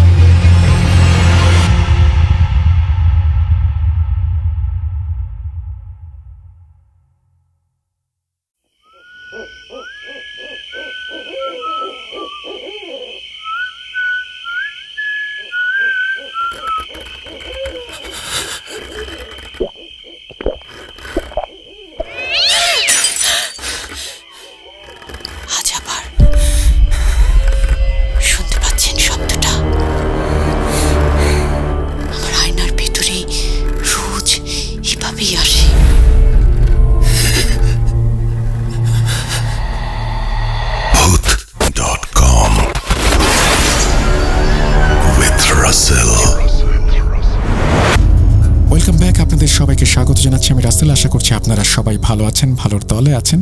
আরও একটা অডিও ক্লিপে যাব, তবে তার আগে বলবো যারা এখনও পর্যন্ত আমাদের চ্যানেলটি সাবস্ক্রাইব করেননি তারা অনুগ্রহ করে সাবস্ক্রাইব করে নেবেন এবং অবশ্যই বেল আইকনটি ক্লিক করতে ভুলবেন না। আমরা চলে যাব আমাদের পরবর্তী ঘটনায়। আসসালামু আলাইকুম রাসেল ভাই, আমার নাম ইয়ান। আমার বাড়ি ময়মনসিংহ জেলা ফুলবাড়িয়া থানা রাঙামাটি ইউনিয়নের একটা গ্রাম। তো আমার সাথে এই কিছু ঘটনা এবং বাড়ি কেন্দ্রিক কিছু ঘটনা আছে যেটা শেয়ার করার জন্য রেকর্ডিংয়ে বসলাম। যদি ভালো লাগে তো শ্রোতা বন্ধুদের সাথে শেয়ার করবেন। তো আমাদের বাড়িটার পরিচিতিটা দেই। আমাদের বাড়িটা হচ্ছে একদম ফাঁকা জায়গায়, মানে একদম অনেক দূরে। আমাদের বাড়ির আশেপাশে এই উত্তর দিকে আপনার 1000 ফিটের মধ্যে আপনার কোনো ঘর বাড়ি নেই। আপনার পশ্চিম দিকে প্রায় 1/2 কিলোমিটার, দক্ষিণ দিকে আপনার ওই রকমই আপনার 600-700 ফিট পূর্ব দিকে আপনার আবার 300-400 ফিটের মধ্যে আপনার ঘর বাড়ি এরকম। তো যাই হোক, আমাদের ঘরটা বাড়িটা হচ্ছে একদম আপনার ওই চতুর্ভুজের মতো, চতুর্দিকে ঘর, মাঝখানে উঠান এবং দক্ষিণ দিকে উঠান, এবং চতুর্দিকে আপনার ওই কি বলে 12 থেকে 15 ফিটের মতো উঠান, আপনার রাস্তাও বলা চলে, উঠানও বলা চলে আর কি চতুর্দিকে। তো যাই হোক, আমাদের সাথে যে বাড়ি কিন্তু যে ঘটনাটা, প্রথম যে ঘটনা, এটা সম্ভবত আপনার 91-92 সাল এরকম হবে, 91 কি 92 সন্ধ্যাবেলা। ওই সময় আপনার আমাদের গ্রামের ছিল না, বিদ্যুৎ ছিল না, এর জন্য আমরা আর আমাদের বাবাও চাকরির খাতিরে আপনার ওই মধুপুর টাঙ্গাইলের মধুপুরে থাকতো। তো আমার মা আর আমরা 2-3 ভাই বোন আর কি বাড়িতে থাকতাম। তো সন্ধ্যা মাগরিবের পরে আর কি, এশারের আগে আগে আমরা খাওয়া দাওয়া করতাম, রাতের খাবার খাওয়া দাওয়া করে আমরা ঘুমিয়ে পড়তাম, পড়াশোনার পর ঘুমিয়ে পড়তাম। তো খাওয়া দাওয়া করতেছি, এমন সময় আমাদের চালের উপর আপনার আমরা টিনের চাল, ওই সময় টিনের ঘর ছিল আমাদের, টিনের চালের উপরে যে টুইয়া বা টুই বলে আর কি, ওইটা ধরে হাঁটতেছে কেউ, খ্যাপ খুব খ্যাপ খুব খ্যাপ খুব, এভাবে একজন মানুষ চাল দিয়ে হাঁটতে যেরকম আওয়াজটা সেম এরকম। তো আমরা ভয় পেয়ে যাই যে এই সময় চালের উপর কে। আমার যে বড় ভাই ছিল, সে টর্চ নিয়ে বের হয়ে যায়, সাথে মাও বের হয়ে, উপরে টর্চ দিয়ে দেখে চালের উপর কেউ নাই। তো আবার যখন আর ভিতরে ঢুকে, মা এরা ভাই এরা ঘরের ভিতর ঢুকে যায়, সাথে সাথে আবার আপনার ওই চালের উপর আবার সেই ফাটা। তো আমরা ভয় পেয়ে যাই সবাই, তাড়াতাড়ি খাওয়া দাওয়া করে আমরা ঘুমিয়ে পড়ি। এই ঘটনা প্রায় সময় আমাদের চালের উপরে এরকম ঘটতো। এটা কোনো হয় নাই, এমনি কোনো ক্ষতিও করতো না, শুধু চাল দিয়ে হাঁটতো। তো যাই হোক, এই হলো ঘটনা। এই দ্বিতীয় ঘটনা যাই, এটা আমার সাথে ঘটে, এটা সম্ভবত আপনার 94 এরকমই হয়, 94 থেকে। তখন আমি স্কুলে যাই আর কি। তো ওই দিন বিকালবেলা খেলাধুলা করতেছিলাম, তো মা ডাকাডাকি করতেছিলেন যে হারিকেন জ্বালানো লাগবে তাড়াতাড়ি। গ্রামে বিদ্যুৎ ছিল না আমাদের, হারিকেন জ্বালানো লাগতো। তো ওই সময় আমাদের ভাই বোনেরা সবাই বিভিন্ন জায়গায় পড়াশোনার জন্য চলে যায় আর কি। কেউ গাজীপুর কালীগঞ্জ থাকতো, কেউ মধুপুর থাকতো, আবার আরেকজন থাকতো আপনার ময়মনসিংহে, এরকম আর কি। তো আমি ওই সময় গ্রামে ছিলাম, আমি সবার ছোট এর জন্য গ্রামে ছিলাম। তো হারিকেন জ্বালানোর জন্য আমি প্রত্যেকটা রুম থেকে হারিকেন বের করতেছি। মায়ের রুমে যখন আমি হারিকেন নিতে যাই, এই সময় প্রস্রাব একটা আসে। তো মায়ের যে এই রুমটা, এর সাথে আপনার অ্যাটাচ বাথরুম ছিল, আমি ওইখানে প্রস্রাব করতে যাই। আর ওটার যে টয়লেটটা, এটা ছিল আপনার দক্ষিণমুখী, কিন্তু আমি তার উল্টো হয়ে উত্তরমুখী হয়ে আমি প্রস্রাব করতেছিলাম। আমার সামনে আর কি ওয়াল, আর ওয়ালের সাথেই আপনার হলো বড় বড় কড়াই রাখা ছিল। তো প্রস্রাব করতেছি, হুট করে দেখি দুইটা নীল, একদম নীল নীল চোখ আমার দিকে তাকিয়ে আছে। চোখের দূরত্ব অনেক, প্রায় 10 থেকে 12 ইঞ্চি এরকম দূরত্ব, বড় বড় দুইটা নীল চোখ। তো আমি ভয় পাইনি, ভয়টা আপনার ওই সময় কাজ করে না আমার মনে। তো আমি কি বললাম যে এখানে তো চোখ, কিসের চোখ, এখানে তো কিছু থাকার কথা না, এখানে তো কড়াই থাকার কথা আমার জানা মতে। তো আমি কি করি, আমি হাত বাড়িয়ে দিই, কৌতূহলবশত ওই চোখের দিকে হাত বাড়িয়ে দিয়েছি। কি এটা? হাত বাড়িয়ে একটু হাত বোলাতেই আমার হাতে আপনার ওই কড়াইয়ের যে কালি খাস করে আওয়াজ হয়ে যায়, তাতে বুঝলাম যে এটা কড়াই, এবং কড়াইয়ের কালিতে আমার হাতগুলো এরকম আওয়াজ হয়েছে। তো আমি ওইখান থেকে বের হয়ে আমি মাকে বললাম, ডাক দিয়ে, মা এই সমাচার। মা বলতেছে ভয় পাইছিস? আমি বললাম না, ভয় তো পাই নাই। পরে দেখলাম আমার হাতের 5 আঙ্গুলে আপনার ওই কড়াইয়ের কালি ভরে আছে। তো এই হলো দ্বিতীয় ঘটনা। তৃতীয় ঘটনা যাই, এটা হচ্ছে তার 1-1.5 মাস বা 2 মাস পরেই ঘটে। আমার বাবা আপনার আবার এই টাঙ্গাইলের মধুপুরে আপনার চাকরির সুবাদে থাকতো। তো প্রত্যেক শনিবার বাবা গ্রামে যেত আর কি। তো ওই দিন শনিবার রাত ছিল, আমাদের স্কুল পরীক্ষা চলতেছিল। তো বাবা অ্যালার্ম ঘড়ি অন করে রেখেছিল, এটা 3:30 অ্যালার্ম দিয়ে রাখছিল। তো 3:30 অ্যালার্ম বেজে ওঠার পরে বাবা বলতেছে যে তাড়াতাড়ি উঠ, সকালের পড়াটা মেমোরিতে থাকে। তো আমার উঠতে 3:45 এরকম বেজে গেছে আর কি। তো আমি হারিকেনে পাওয়ার বাড়িয়ে পড়তে বসলাম পড়ার টেবিলে। তো আমার সাইডেই আপনার ছিল আপনার কর্নারে আপনার ওই বাঁশের ছলার ঝাঁটা, যেটা আর কি ঝাড়ু আমরা ঝাঁটা বলি, সেই ঝাঁটা কর্নারে দাঁড় করানো ছিল। তো পড়ছে, এটা আপনার ঝাড়ুটা শব্দ হয়ে পড়ে গেল, ঝাঁটাটা নতুন ঝাঁটা ছিল, ঝনঝন ঝনঝন করে পড়ে গেল। পরে গিয়ে আপনার 1 ফুট দূরত্বে আবার গিয়ে আবার দাঁড়িয়ে গেল। আমি ভয় পেয়ে গেছি, কি ব্যাপার, এটা কি সম্ভব নাকি? ঝাড়ু অটোমেটিক পরে গিয়ে আবার দাঁড়িয়ে যায় 1 ফুট দূরত্বে গিয়ে। আমি চিল্লাচিল্লি করলাম, মা চলে আসলো, মাকে বললাম এই সমাচার, এইখানে এটা কি সম্ভব নাকি? সম্ভব, আমি তো দেখলাম, তো সম্ভব না, কিন্তু আমি তো দেখলাম। তো এই হলো দ্বিতীয় ঘটনা। তো তৃতীয় ঘটনায় যাই। এটা ঘটে 2004 শেষের দিকে, সম্ভবত 2004। তো একদিন বিকালবেলা আপনার বাজারে যাচ্ছিলাম সাইকেল নিয়ে। তো আমাদের এলাকার এক বড় ভাইয়ের সাথে মোটামুটি ভালো সম্পর্ক ছিল, চাকরির সুবাদে আর কি। বড় ভাই চাকরি করতো আর কি ঢাকাতে। তো রাস্তায় দেখা আর কি। তো বলতেছেন কোথায় যাস? আমি তো বাজারে যাচ্ছি। চল আমিও যাব।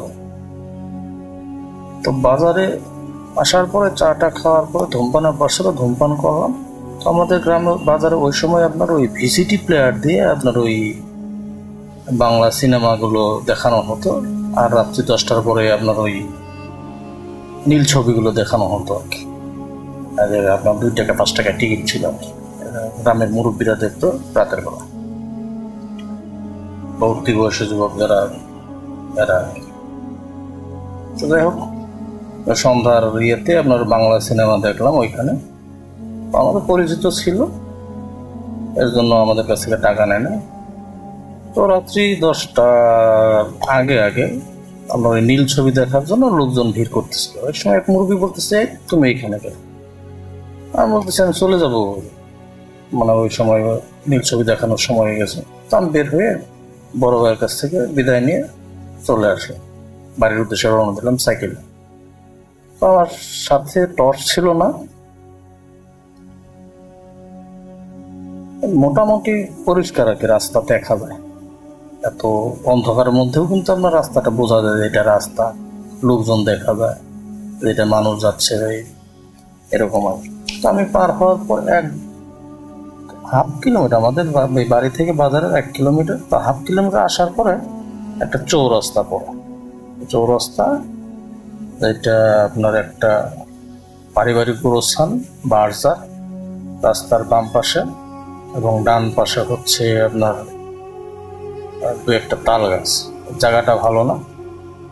আর ওই গোরস্থান, যে পারিবারিক গোরস্থান, তার এই 1-150 ফিট দূরে হলো আমার এক ফ্রেন্ডের বাড়ি আর কি, পাশেই।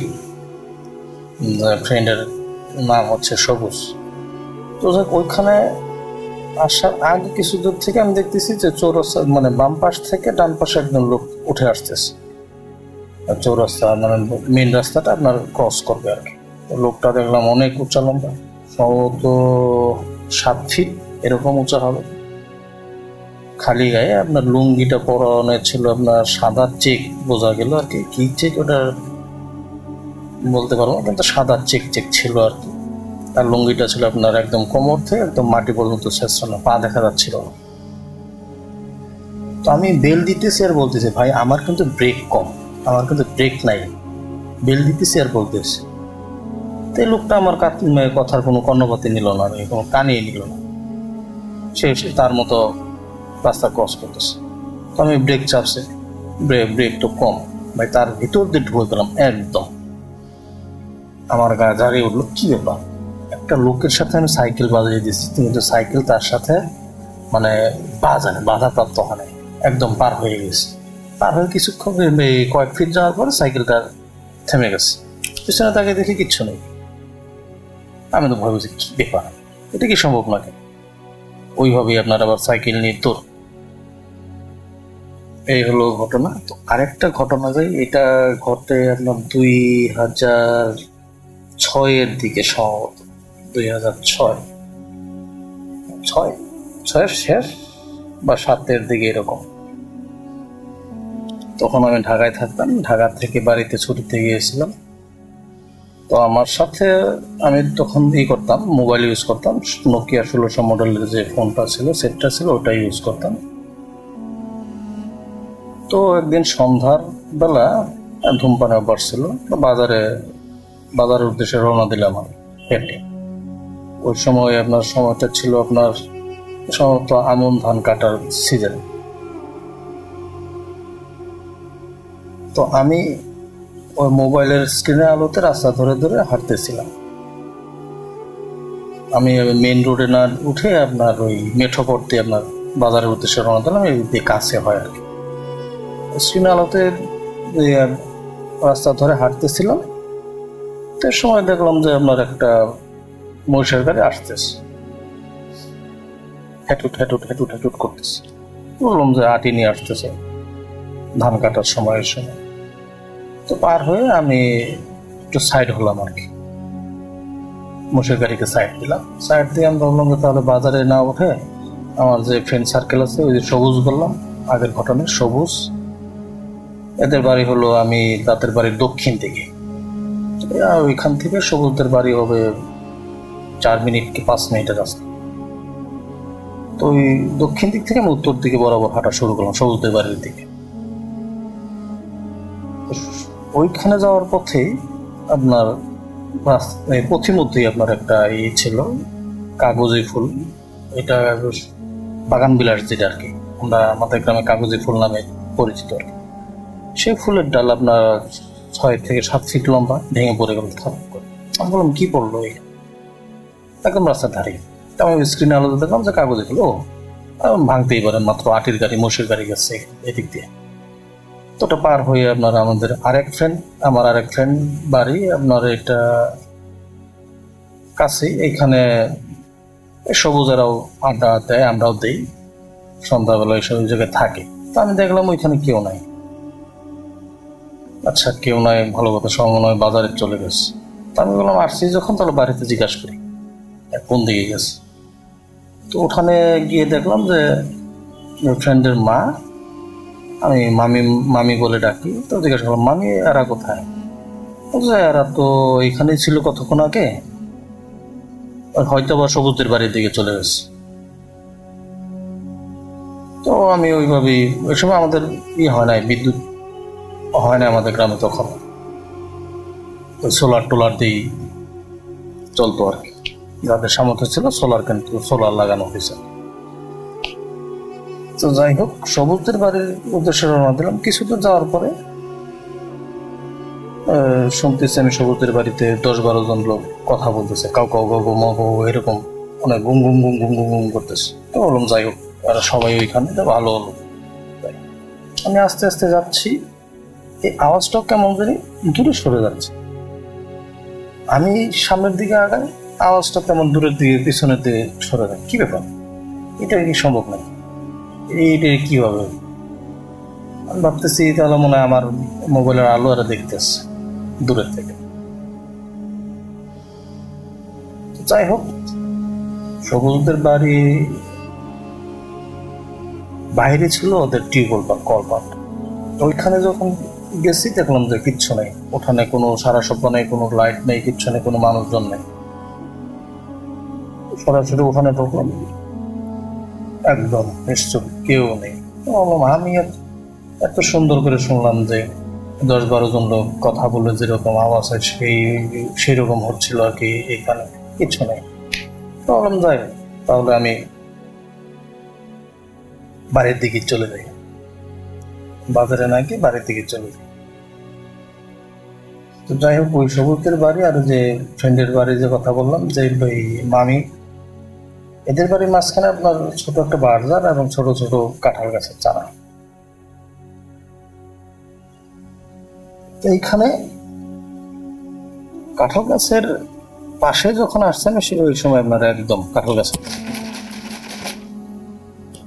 ঝাঁকি দিল, এমন ঝাঁকি আমি তো ভয়ে মানে ঝড় হয়ে যাইতেছে। আর শুধু কাঁঠাল গাছে ভয় পেয়ে গেছে, এই শালা কার পাল্লায় পড়লাম আজকে। আমি কি করলাম, আপনার ভয় কাটানোর জন্য এই কাঁঠাল ছোট গাছ তো আপনার বেশি একটা বড় না, কাঁঠাল গাছে আপনার ওই ছোট একটা ডালে ধরে আমিও ঝাঁকি দিলাম ভয় কাটানোর জন্য। ঝাঁকি দিয়ে আবার আমি গালিগালাজ করলাম, গালিগালাজ করার পরে পরবর্তীতে আমি বাইরের দিকে চলে গেলাম। তো এই হলো ঘটনা। তো আরেকটা ঘটনা বলি, এটা সম্ভবত 2007-এর ঘটনা। আমার মেজো ভাই ঢাকাতে থাকতো এই সময়।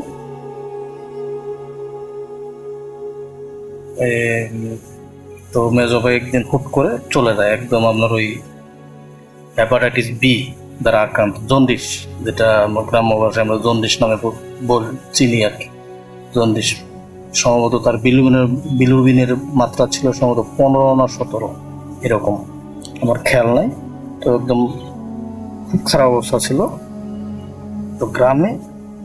তো ওখানে যাওয়ার পরে আপনারা আমাদের ময়মনসিংহ শহরে ডাক্তার দেখানোর পরে ডাক্তার বলে দিছে যে আপনি ফুল রেস্টে থাকবেন, কোনো লাড়াচাড়া করবেন না, শুয়ে থাকবেন। শুয়ে থাকাতে কিছু লোকজন আছে না যে আপনার ওই হাত পা লড়ায়, পা নাচায়, আঙুল নাচায়, এরকম করা যাবে না, একদম ফুল রেস্ট। তো ঘটনায় চলে যাই। তো একদিন রাতে সম্ভবত ওই সময় বাজে আপনার 1টা কি 1:30 বাজে, এরকমই হবে, 1টার পরে আর কি। তো আমি ঘুমিয়ে আছি। তো বড় ভাই মেজো ভাই আর কি যে ডাকতেছে আমার, ইয়েন ইয়েন ইয়েন ওঠ। আমি তো ভয় পেয়ে গেছি। আমি বললাম কি হয়েছে? ঘোড়া আসছে। এখন ঘোড়া? পরে আমি কান পেতে শুনলাম যে ঘোড়া দৌড়ালে যেরকম আওয়াজটা হয় ঠিক সেরকম আমাদের যে বাড়ির কথা বললাম যে আপনার ওই চতুর্দিকে উঠানের মতো এদিক দিয়ে দৌড়াচ্ছে, বাড়ির চতুর্দিক থেকে ঠিক এরকম ভাবে ঘোড়া দৌড়াচ্ছে। তো বললাম যে এত বছর পর ঘোড়া কোথেকে আসলো? আর ভাই বলে রাখা ভালো যে আমাদের এলাকাতে ঘোড়া গাড়ি বা ঘোড়ার এগুলো তেমন চল নাই, এখনো পর্যন্ত নাই। আমাদের গ্রামে যে অনেকগুলো আশেপাশে গ্রাম, কোনো গ্রামেই নেই, অনেক দূরে দূরে আপনার 10 কিলোমিটার দূরে দূরে আপনার ঘোড়ার এইটা চল। আমাদের এলাকাতে নাই, ঘোড়ার গাড়ি নেই, এখন পর্যন্ত নেই। তো যাই হোক, এরকম আওয়াজ। তো মেজো ভাই বলতেছে চল ঘোড়া ধরি। এই দাদা, এটা কি সম্ভব নাকি? তোমার ডাক্তার বলে দিছে যে তুমি ফুল রেস্টে থাকতে হবে, লড়াচাড়া করা যাবে না, আর তুমি ঘোড়া ধরবা। তারপর বলতেছে তাহলে এক কাজ করি, তুই পিছন দিক দিয়ে যা, আমি ঘরের পিছন দিক দিয়ে ঘোড়ার একদম মাঝখানে আমাদের ভিতরে যে উঠানটা এইখানে আটকাই। ভয়ে আমি বললাম দাদা এটা কি সম্ভব? ঘোড়া এটা আটকানো যাবে? বলতেছে তুই যা, আমাদের আবার ওই পেছনে দরজা ছিল। আমি কি করলাম, ওই ঘোড়া দৌড়াচ্ছে আর পিছনের দিক থেকে আপনার আমি পিছন দিয়ে গেলাম, বড় ভাই আপনার দক্ষিণ দিয়ে যে আমরা বের হওয়ার পরে ঘোড়ার শব্দ নাই। আমরা একদম কাছাকাছি উঠানে মাঝখানে, মানে যে আমরা যে ঢুকি আমাদের উঠানে, ভিতরের উঠান, সেইখানে আমরা দুইজন, ঘোড়া নাই, আর কোনো আওয়াজ নাই। তো বড় মেজো ভাইকে আমি বললাম যে ভাই দাদা কই, ঘোড়া তো নাই। ও যে তুই তো শুনছিস? আমি কোনো হ্যাঁ শুনছি। তো যাই হোক, তো আমরা ওইখান থেকে ফিরে আসি, রুমে ঢুকে যাই আর কি। আবার রুমে ঢোকার 3-4 মিনিট পরেই আপনার ঘোড়া দৌড় আবার সেই উঠান থেকে ঘোড়া দৌড়ানো আবার দৌড় দিয়ে চলে গেল এবং দূরে গিয়ে আপনার ঘোড়া যে আওয়াজটা করে সেরকম আওয়াজটা করলো একবার মাত্র। তো যাই হোক, আজ এই পর্যন্ত। আরো ঘটনা আছে আমাদের বাড়ি কেন্দ্রিক, আর আমার মায়ের সাথে যে ব্ল্যাক ম্যাজিকের ঘটনা আছে এটাও বলবো। তো আস্তে আস্তে সবগুলোই পাঠিয়ে দেবো রাসেল ভাই, যদি শেয়ার করার মতো মনে হয় তো শ্রোতা বন্ধুদের সাথে শেয়ার করে দেবেন। তো ভালো থাকবেন, আসসালামু আলাইকুম।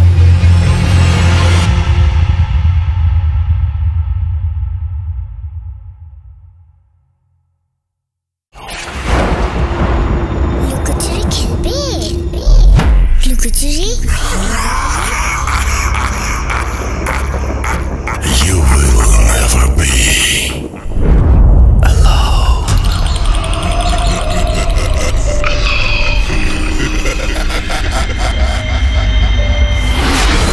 Foot.com.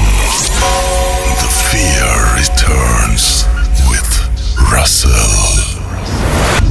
Welcome back. আপনাদের সবাইকে স্বাগত জানাচ্ছি আমি রাসেল। আশা করছি আপনারা সবাই ভালো আছেন এবং ভালোর দলে আছেন। আমিও ভালো আছি আর ভালোর দলে আছি। আরও একটা ঘটনা নিয়ে হাজির হয়েছি আপনাদের সামনে, যেভাবে লেখা আছে সেভাবেই পড়ে শোনাচ্ছি। আসসালামু আলাইকুম রাসেল ভাই, কেমন আছেন জানতে চাইলাম না, জানি আপনি সব সময় ভালোর দলেই থাকেন। রাসেল ভাই, আমি মোহাম্মদ সৌরভ হাসান, লিখছিলাম রাজশাহী বিভাগের সিরাজগঞ্জ জেলার উল্লাপাড়া থানা থেকে। আর কথা না বাড়িয়ে ঘটনায় চলে যাই। ঘটনাটি আমার নিজের খালাতো ভাই, খালাতো বোন আর খালুর সাথে ঘটেছে। আমার নানার 7 ছেলে 2 মেয়ে। সেই দিক থেকে আমার আম্মু বড়। আমার ছোট খালাম্মার বিয়ে হয় আমাদের পাশের তাড়াশ উপজেলার নাদ সৈয়দপুর গ্রামে। আমার খালাম্মার স্বামী বা আমার খালু মিয়া ছিলেন একজন হাফেজ। তিনি তাদের গ্রামের পাশের একটা মাদ্রাসার শিক্ষক ছিলেন। মানুষ হিসেবে তার জুড়ি মেলা ভার, যেমন লম্বা তেমন শারীরিক গঠন, মুখে দাড়ি, সব মিলিয়ে অসাধারণ ব্যক্তিত্বের একটা মানুষ। আমার খালাম্মার 1 ছেলে 1 মেয়ে। সেই দিক দিয়ে খালাম্মা খালু মিয়া খুব বেশি খুশি ছিলেন। আমার খালাতো বোনের নাম ছিল আনিকা, আর খালাতো ভাইয়ের নাম নাফিউল, আর খালু মিয়ার নাম মোহাম্মদ আলতাফ হোসেন। আজ থেকে 5 বছর আগে হঠাৎ একদিন আমার সেই খালাম্মার জীবনে নেমে আসে এক ভয়াল ঝড়। একটা কথা বলে রাখা ভালো, খালাম্মার শ্বশুর বাড়ি ছিল বিল এলাকায়, আর সে কারণেই তারা মাঝে মাঝেই মাছ ধরতে যেতেন জালি নিয়ে। আর এই মাছ ধরাকে কেন্দ্র করে ঘটনাটির শুরু। একদিন খালু মিয়া দুপুরবেলা মাদ্রাসা থেকে এসে খালাম্মাকে তালের বড়া বা তালের পিঠা বানাতে বলে। আরও বলে যে তারা মাছ ধরে এসে সেই তালের পিঠা খাবে। হাত জালি দিয়ে মাছ ধরার জন্য সাধারণত 2 জন হলেই হয়। একজন জালি দিয়ে কচুরিপানার মধ্যে হেঁচি টানে, আর একজন তাকে সাহায্য করার জন্য পাতিল নিয়ে সাথে সাথে থাকে। কথা অনুযায়ী খালু মিয়া আনিকা আর নাফিউলকে নিয়ে মাছ ধরার জন্য হাত জালি নিয়ে বাড়ি থেকে বের হয়ে পড়েন। তো দুপুর গড়িয়ে সন্ধ্যা নামে, সন্ধ্যা গড়িয়ে রাত। এদিকে খালু মিয়া আনিকা বা নাফিউল কারো কোনো খোঁজ খবর পাওয়া যায় না। তখন খালাম্মা সব আত্মীয়র বাসায় ফোন করা শুরু করে যে তারা কোনো আত্মীয়ের বাড়িতে গেছে কিনা। তারপরে যখন কোনো বাড়িতে পাওয়া যায় না তখন সবাই মিলে তাদের খুঁজতে বের হয়। এর মধ্যে আমাদের বাড়িতেও খবর আসে। তখন আমার বাবাও তাদের খুঁজতে চলে যায় খালাম্মার শ্বশুর বাড়িতে। সকালে ভোরের আলো ফোটার আগে বাবা বাড়িতে চলে আসে। বাবা কেমন যেন মুখ ভার করেছিল, বাবাকে কেমন যেন দেখাচ্ছিল। তখন আম্মু বাবাকে বলে, কি হয়েছে, ওদের খবর কি? তখন বাবা হঠাৎ করে কেঁদে দেয় আর বলে, ওদের পাওয়া গেছে। তখন আম্মু বলছে, তুমি কান্না করছো কেন? তখন বাবা বলে, ওরা কেউ বেঁচে নেই। আমরা তো সবাই অবাক। বাবা, কি বলছো তুমি? এর মানে কি? কি হয়েছে ওদের? বলো বাবা, বলো কি হয়েছে? ওরা মাছ মারতে গেছে, তাহলে তুমি বলছো ওরা বেঁচে নেই, এর মানে কি? তখন বাবা বলে, ওরা 3 জন পানিতে পড়ে মারা গেছে। আমরা সবাই অবাক, এটা কিভাবে সম্ভব? তারা মাছ ধরতে গেছে একটা খালের পাশে। খালটা মিশে গেছে একটা বড় নদীর সাথে। খালু মিয়ার আর নাফিসের লাশটা পাওয়া যায় ওই খালের ভেতরে। খালু মিয়াকে জড়িয়ে ধরেছিল নাফিস, খালু মিয়ার ছেলে। আর আনিকার লাশ পাওয়া যায় সেই নদীর ধারে 10 নম্বর ব্রিজ নামক একটা ব্রিজের নিচে মাছ ধরা এক জালের সাথে আটকে ছিল আনিকা। অবাক করা বিষয়, খালু মিয়ার চোখের পাতার কিছু অংশ আর শরীরের কিছু অংশ একটু একটু করে খুবলে খাওয়া ছিল, আর আনিকার মুখের অনেকটা অংশ ছিল না। মনে হচ্ছিল কেউ খুবলে খেয়ে ফেলেছে। কিন্তু অবাক করা বিষয় হলো নাফিজের লাশটার কোনো অংশের কোনো ক্ষতি হয়নি। আজও তাদের মৃত্যুটা একটা রহস্য। যারা নদী বা বিল এলাকার মানুষ, তারা কিভাবে সাঁতার পারে না, আর পানিতে পড়লে হয়তো 1জন বা 2জন মারা যাবে, কিন্তু 3জন ব্যক্তি একই সঙ্গে। বাবা ছেলের লাশটা এক জায়গায় থাকলেও মেয়ের লাশটা কেন দূরে ভেসে গেল? তারপরে অবাক করা বিষয় হলো তাদের শরীরের অংশগুলো খুবলে খাওয়া ছিল। তারপরে সকালবেলা তাদের লাশটা নিয়ে সে গ্রামের কবরস্থানে দাফন করা হয়। আমার খালাম্মার অনেক দিন মুখে কোনো কথা ফোটেনি।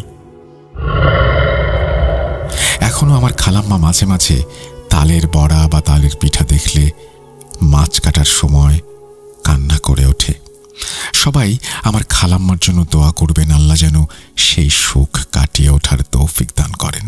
আর এই ঘটনাটি যদি সিলেক্টেড হয় অবশ্যই জানাবেন। লেখার মাঝে কোনো ছোট ভুল ত্রুটি হলে ক্ষমা সুন্দর দৃষ্টিতে দেখবেন। এই বলে তিনি তার ঘটনা শেষ করেছেন। আশা করছি এই ঘটনাটি আপনাদের ভালো লেগেছে। ঘটনাটি বেশ হৃদয় বিদারক। আশা করছি এর পরের ঘটনাগুলো আপনারা শুনবেন। চলুন আমরা চলে যাই আমাদের পরবর্তী ঘটনায়।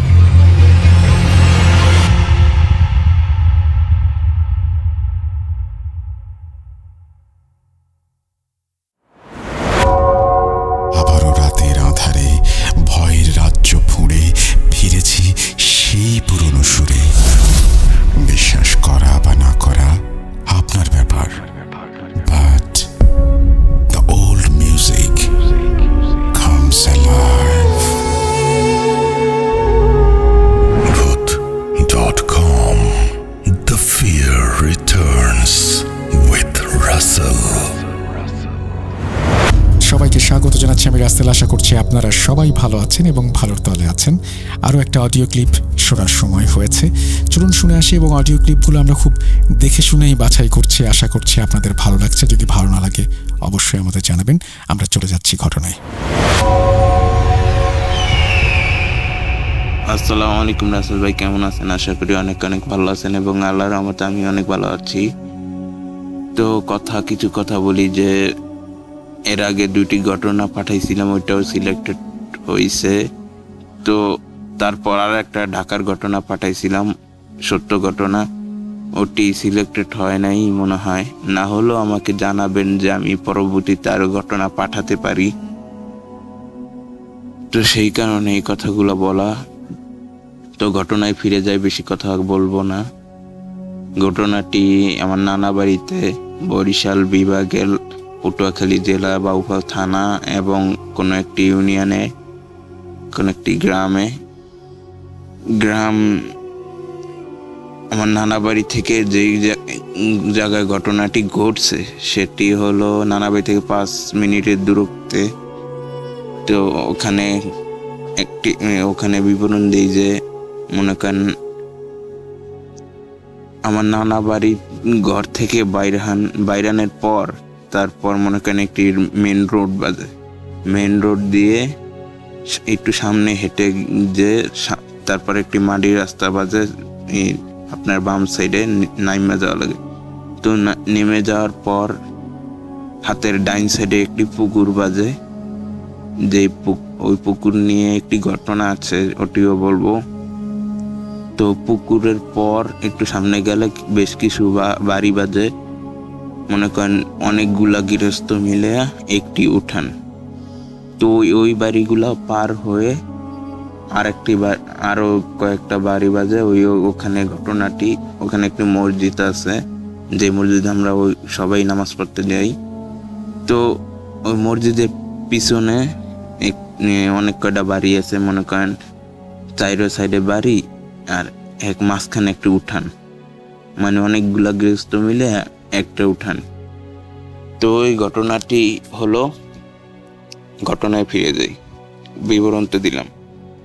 এই ঘটনাটি হলো আপনার বাড়িটা, কিছু বাড়ি আছে, তার ভিতরে আমার এক চাচা সম্পর্ক, চাচা বলতে ফুবা সম্পর্ক। ফুবা তাদের বাড়ির পিছনে একটি কবর আছে। তো সেই কবরে আমরাও দেখছিলাম ওই কবরে একটি বিশাল বড় সাপ ঢুকতে। তো সেই কারণে মনে করেন আমরা মানে পুরোপুরি সাপটা দেখিনি, আমরা দেখছিলাম সাপের লেঞ্জুরটা কবরের ভিতরে ঢুকতে, বিশাল বড় একটি গর্ত কবরের ভিতরে। আমরা সাহস করে ওখানে যাই নাই। তো এটি ঘটনাটি ভয়ের নাকি বলতে পারবো না, কিন্তু এটি ওই গ্রামে প্রচলিত ঘটনা। তো এরকম আমরা দেখতে দেখতে দিন কাটলো। হঠাৎ করে একদিন একটি সাপুরি আসলো, সাথে তার চালাও ছিল, হেল্পার যাকে বলে। যাই হোক, পরে সাপুরি আসে। তারপর ওই বাড়ির সবাই মনে করেন সাপুরিকে ধরে বললো ওই কবরে একটি সাপ আছে। ওই সাপটি আমরা অনেক দিন থেকে দেখতেছি, কিন্তু কোনো সাপুরি পাচ্ছি না, দেখে সাপটি বাইর করতে পারতেছি না। ওই সাপটিতে ভবিষ্যতে যদি কেউ ক্ষতি করে, সেই কারণে আপনাকে বলা। তো সাপুরি পরে মনে করেন আচ্ছা আমরা দেখতেছি আপনাদের বাড়িতে কি সমস্যা, আমরা দেখতেছি। তাই সাপুরি বসলো, বসার পর এক গ্লাসে পানি আনলো। তারপর বেশ কিছুই করলো, করি ওই গ্লাসের ভিতরে ভিজাইলো। মনে করেন একটা কোরিয়ান ছেলে, একটি ক্রিকেট বল আছে না, সেই সময় একটি দুইটি করি ছিল তার কাছে।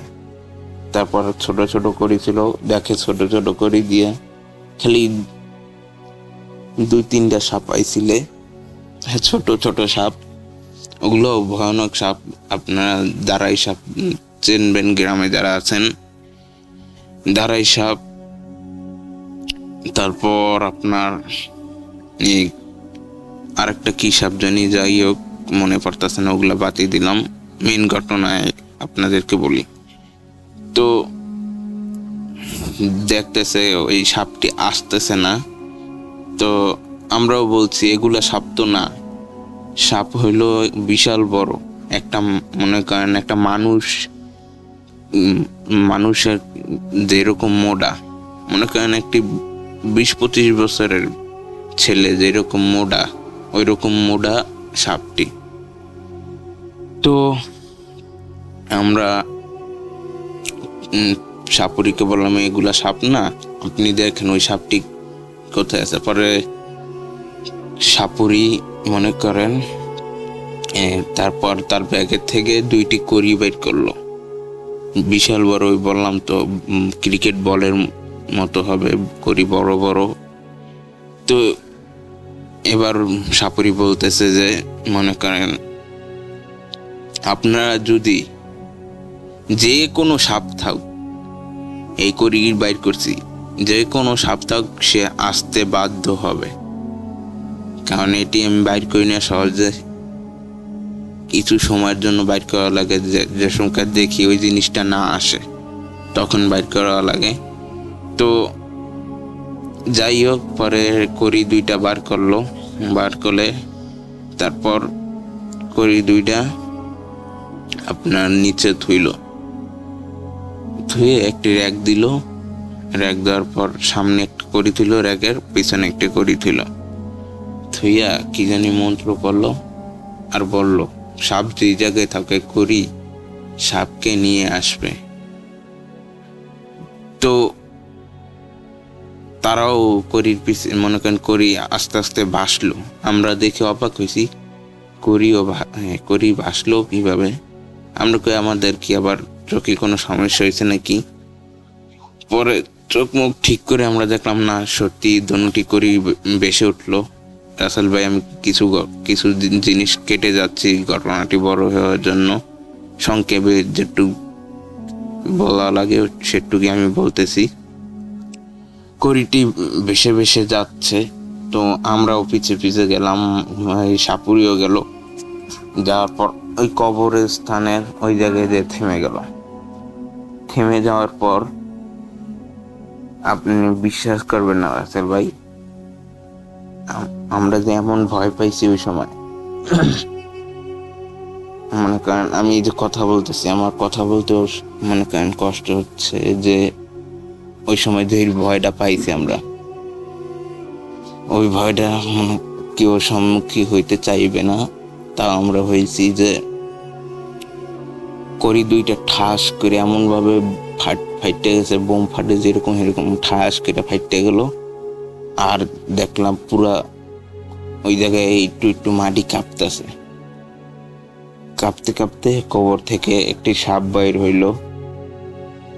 এই সাপটি এমন মোটা সাপ,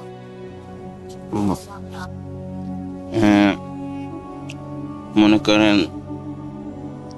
সাপটি দেখে আমরা এমন ভয় পাইছি, মনে হয় এরকম ভয় মনে হয় কেউ পাইবে না।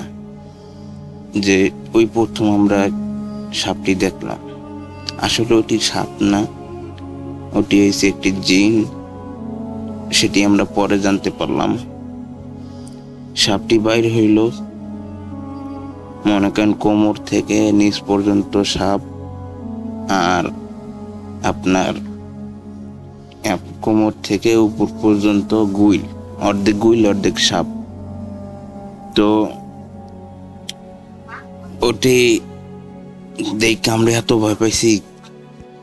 তারপর কবিরাজ দেখে অনেক ভয় পায়, মানে সাপুরি দেখে। তারপর সাপুরি ওটার লগে কিছুক্ষণ কথা বলে মাপ চায়, এটা এই কানে ধরে মাপ চায় ওইটার কাছে। আমরা তো ভয়ে অনেক দূর সরে গেছি ওইটা দেখে। কবিরাজ কবিরাজ সাপুরি দেখে, সাপুরিকেও কিছু বিদ্যা জানা আছে, আর এগুলো দিয়ে জানতে পারছে যে এটি সাপ না, ওটি জিন। তো কবিরাজ ওই সাপুরি মাপ চাইয়া তারপর আমার সাপটি আবার আস্তে করে এইতে ঢুকে যায়, কবরে ঢুকে যায়। তারপর আপনার পরে আমাদের কাছে আসে সাপুরি।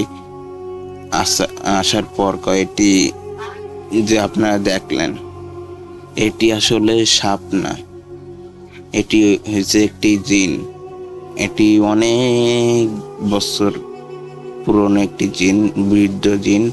এটি আপনাদের বাড়ি রক্ষা করে, আপনাদের এই পুরো বাড়ি রক্ষা করে। আশেপাশে কোনো চুরি বা মনে করেন কোনো খারাপ কিছু ঢুকতে পারে না। এগুলা শত শত বছর আগে থেকে আছে। যখন হিন্দুরা ছিল এখানে, মনে করেন তখন অনেক আগে, তখন বাংলাদেশে মনে করেন জঙ্গল ছিল। 1900 কত সালে, অনেক আগের ঘটনা। তখন থেকে এই জিনটি আছে। এই জিনটি আপনাদের বাড়ি পাহারা দেয়, কারো কোনো ক্ষতি করবে না, আপনাদের বাড়ি পাহারা দেয়।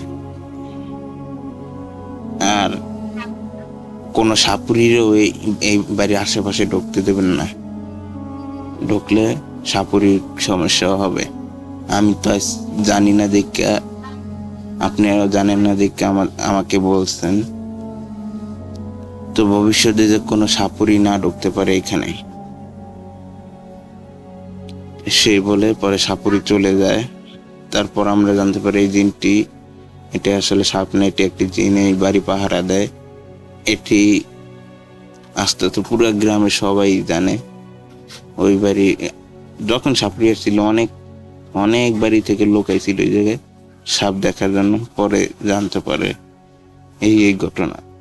তো একটুকুই ছিল ঘটনা। তো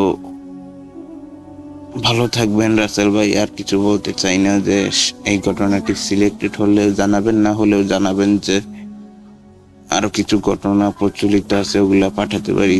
দেখেন রাসেল ভাই, আমি মিথ্যা বলতে পারি না, পছন্দ করি না। যেটুক সত্যি আমি সেটুকুই বলছি, আমি বানাইয়া বলার চেষ্টাও করি নাই। কারণ ঘটনা মনে করেন সত্যতা খুব ছোটই হয়, ঘটনার সত্যতা ছোট হয়, কোনো সময় বড় হয় না ছোট ঘটনা। আর ঘটনা মনে করেন যেটুক হয় সেটুকুই আপনাকে আমি শেয়ার করব ইনশাল্লাহ। দোয়া করবেন, ভালো থাকবেন, আল্লাহ হাফেজ।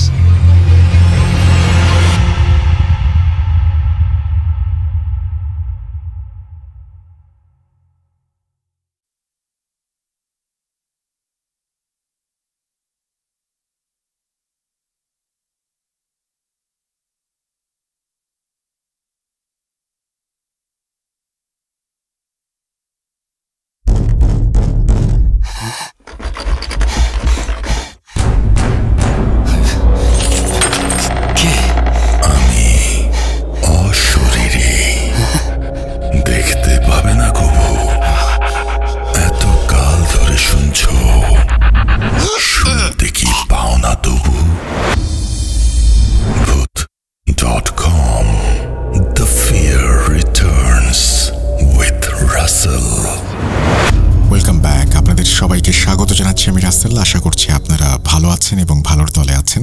আমিও ভালো আছি, ভালোর দলে আছি। কোনো কথা না বাড়িয়ে চলে যাব একটি নতুন ঘটনায়।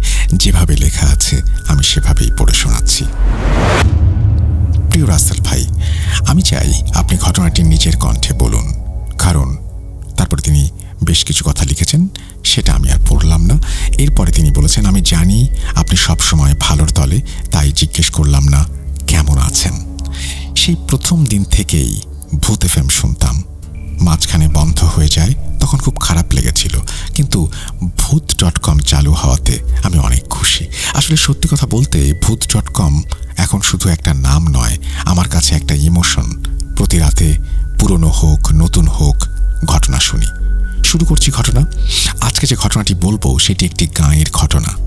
গল্পটি বেশ পুরনো হলেও বাস্তব সত্য 100%। ঘটনাটি শুনেছি আমার নানাজানের কাছ থেকে। নানাজান যেভাবে বলেছেন সেভাবেই বলছি। প্রায় 40 বছর আগের কথা। আমাদের এলাকার পাশের একটি গ্রামের নাম হচ্ছে মিস্ত্রিপাড়া। গ্রামটির কয়েক জায়গায় ঘন জঙ্গল, যার মধ্যে বেশিরভাগ এখন নেই। মূলত কাহিনীটা এখান থেকেই, এক জঙ্গলকে ঘিরে। সেদিন আমি বাসাতেই ছিলাম, হঠাৎ শুনলাম মিস্ত্রিপাড়া গ্রামের একজন মারা গেছেন।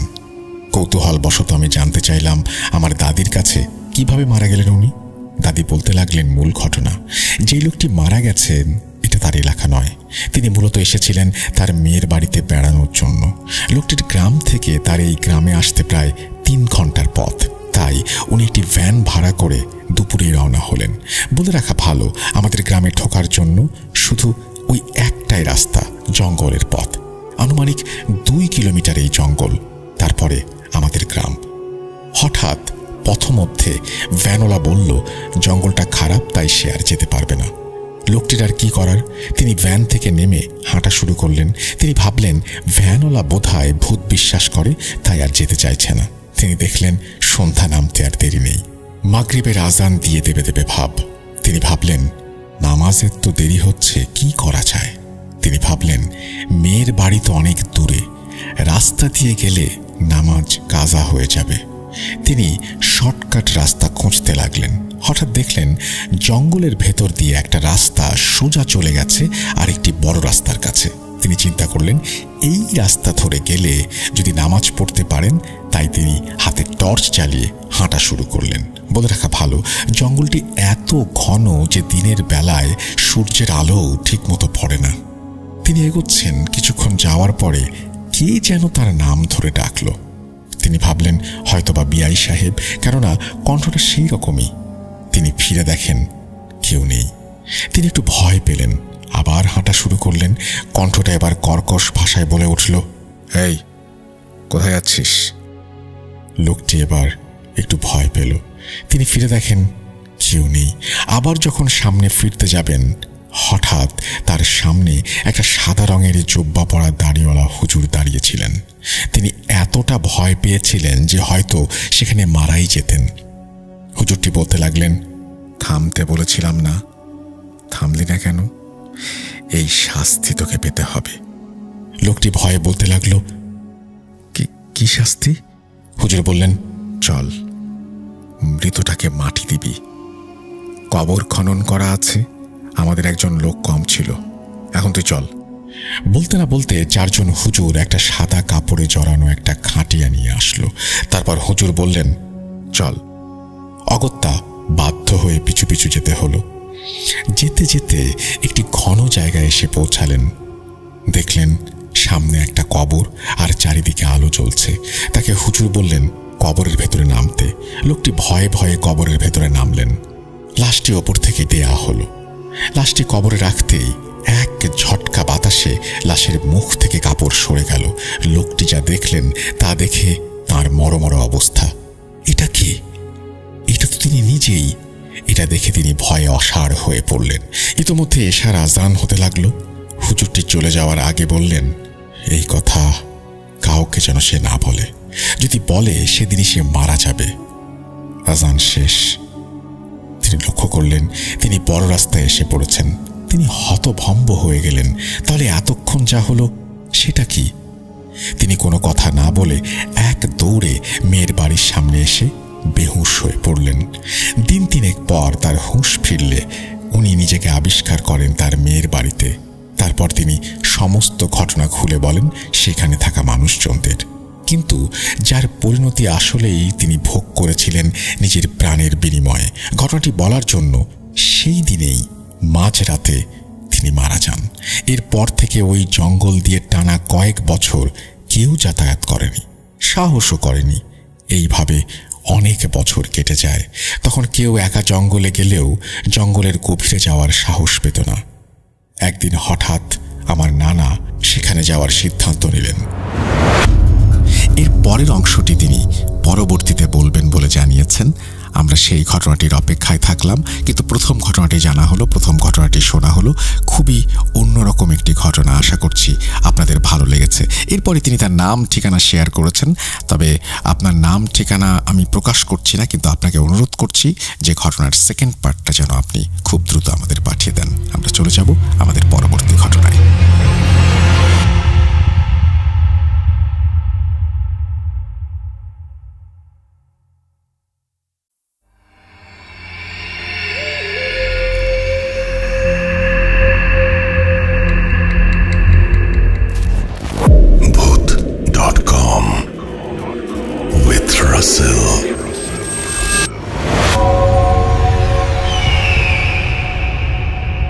আসসালামু আলাইকুম, আমি মোহাম্মদ শিহাব ইসলাম, রাজশাহী জেলার পুঠিয়া থেকে বলছি। আজকে আপনাদের হাড় হিম করা একটি গল্প শোনাবো। গল্পটি আমার এক বড় ভাইয়ের কাছে থেকে শোনা। ঘটনাটি দুর্গাপুর উপজেলার কোন একটি গ্রামে ঘটে। আমি সঙ্গত কারণে জায়গার নাম উল্লেখ করছি না। চলুন সরাসরি গল্পে চলে যাওয়া যাক। সেখানকার একটি প্রভাবশালী লোক ছিলেন। তার অনেক সম্পত্তি ছিল সেখানে। বলে রাখা ভালো, তারা 7 ভাই ছিলেন। তারা একত্রে সিদ্ধান্ত নিলেন সেখানে পুকুর খনন করবেন। যেই কথা সেই কাজ। প্রায় 50 থেকে 60টি পুকুর খনন করার পর তাদের একটি বড় বট গাছের সম্মুখীন হতে হয়। ওপরের ডালপালাগুলো কাটার পর সন্ধ্যায় সকল শ্রমিক ও ভাইয়েরা বাসায় ফিরে যান আজকের মতো কাজ বন্ধ করে। গভীর রাতে একজন স্বপ্ন দেখেন। কোনো এক অদৃশ্য আওয়াজ তাকে বলছে, এই জায়গায় পুকুর খনন করিস না, এই বৃক্ষ কেটে ফেলিস না, ক্ষতি হবে, অনেক বড় ক্ষতি হবে, মারা যাবি, তোরা সবাই মারা যাবি। সকালে উঠে সে তার স্বপ্নের কথা অন্য 3 ভাইকে জানায়, আর 3 ভাই শহরে যায় অন্য কাজে। বলে রাখা ভালো, সেই 7 ভাইয়ের নাম ছিল শরীয়ত, মফিজুল, শহীদুল, বরকত, কুদরত, আব্বাস ও সিদ্দিক। বরকত তার স্বপ্নের কথা কুদরত, আব্বাস ও সিদ্দিককে জানায়। তারা বলে এমন হতে পারে হয়তো মনের ভুল, সেদিন প্রচুর বৃষ্টি, তাই কোনো শ্রমিক কাজ করতে আসেনি। সেদিন রাতে কুদরত, আব্বাস ও সিদ্দিক এই অনুরূপ স্বপ্ন দেখেন। সকালে উঠে সব ভাইদের ডেকে পরামর্শ করা হয়, কিন্তু মফিজুল, শহীদুল আর শরীয়ত কোনোভাবে রাজি হন না গাছ না কাটার কথায়। তারা একই বাসায় থাকতো। তাদের বাসাটি স্কয়ার শেপের ছিল ও মাঝখানে উঠান ছিল, অর্থাৎ ফাঁকা জায়গা ছিল। তাদের মধ্যে দুইজনের শুধু বিয়ে হয়েছিল। এদের মধ্যে সবচেয়ে বড় ছিলেন শরীয়ত। তার বয়স ছিল প্রায় 38 বছরের কাছাকাছি। তারপর শ্রমিকদের নিয়ে তারা গাছ কাটতে যায়। গাছ কাটা শেষে তারা বাসায় ফিরে আসেন। স্বাভাবিকভাবেই রাত পার হয়, কিন্তু সকালে কুদরত, আব্বাস ও সিদ্দিককে পাওয়া যায় না। গ্রামবাসী অনেক খোঁজাখুঁজির পর ছিন্ন বিচ্ছিন্ন অবস্থায় তাদের ওই বটবৃক্ষের গোড়ায় দেখতে পায়। তাদের একজনেরও হৃৎপিণ্ড পাওয়া যায়নি শরীরে। তার পরিবার খুবই শোকাহত ও ভীত অবস্থায় দিন কাটাতে শুরু করে। এদিকে পুকুর খননের কাজও বন্ধ থাকে। গ্রামের লোকজন, মুরব্বীরা বলা বলি করত সেখানে নাকি এক গলা কাটার বসবাস। তার শরীরে মাথা নেই, হাতড়ে হাতড়ে ঘুরে বেড়ায়। অনেক বিশাল জায়গা জুড়ে পুকুরগুলো হওয়ায় পাহারাদারদেরও প্রয়োজন ছিল। বটবৃক্ষের কাছেই প্রায় 20-30 হাত কদম দূরে যে পুকুরটি ছিল, তার পাশে একটি ছোট কুঁড়ে ঘর ছিল। সেখানে 2জন পাহারাদার থাকতেন। পুকুরের পাড়ে কলার গাছ লাগানো রয়েছে, ফলে পাশের পুকুর দেখা যায় না। তখন শীতকাল, চারিদিকে কুয়াশায় আচ্ছন্ন, ঘুটঘুটে অন্ধকার, ঝিঝি পোকার শব্দ আর মৃদু বাতাসে কার যেন গোগানের আওয়াজ ভেসে আসছে দূর দূরান্ত থেকে। তারা 7-5 না ভেবেই ঘরের বাইরের কাঠের চকিটাতে শুয়ে পড়ে। গ্রামাঞ্চলের ভাষায় বিছানা, খাট এগুলোকে চকি বলে কেউ কেউ।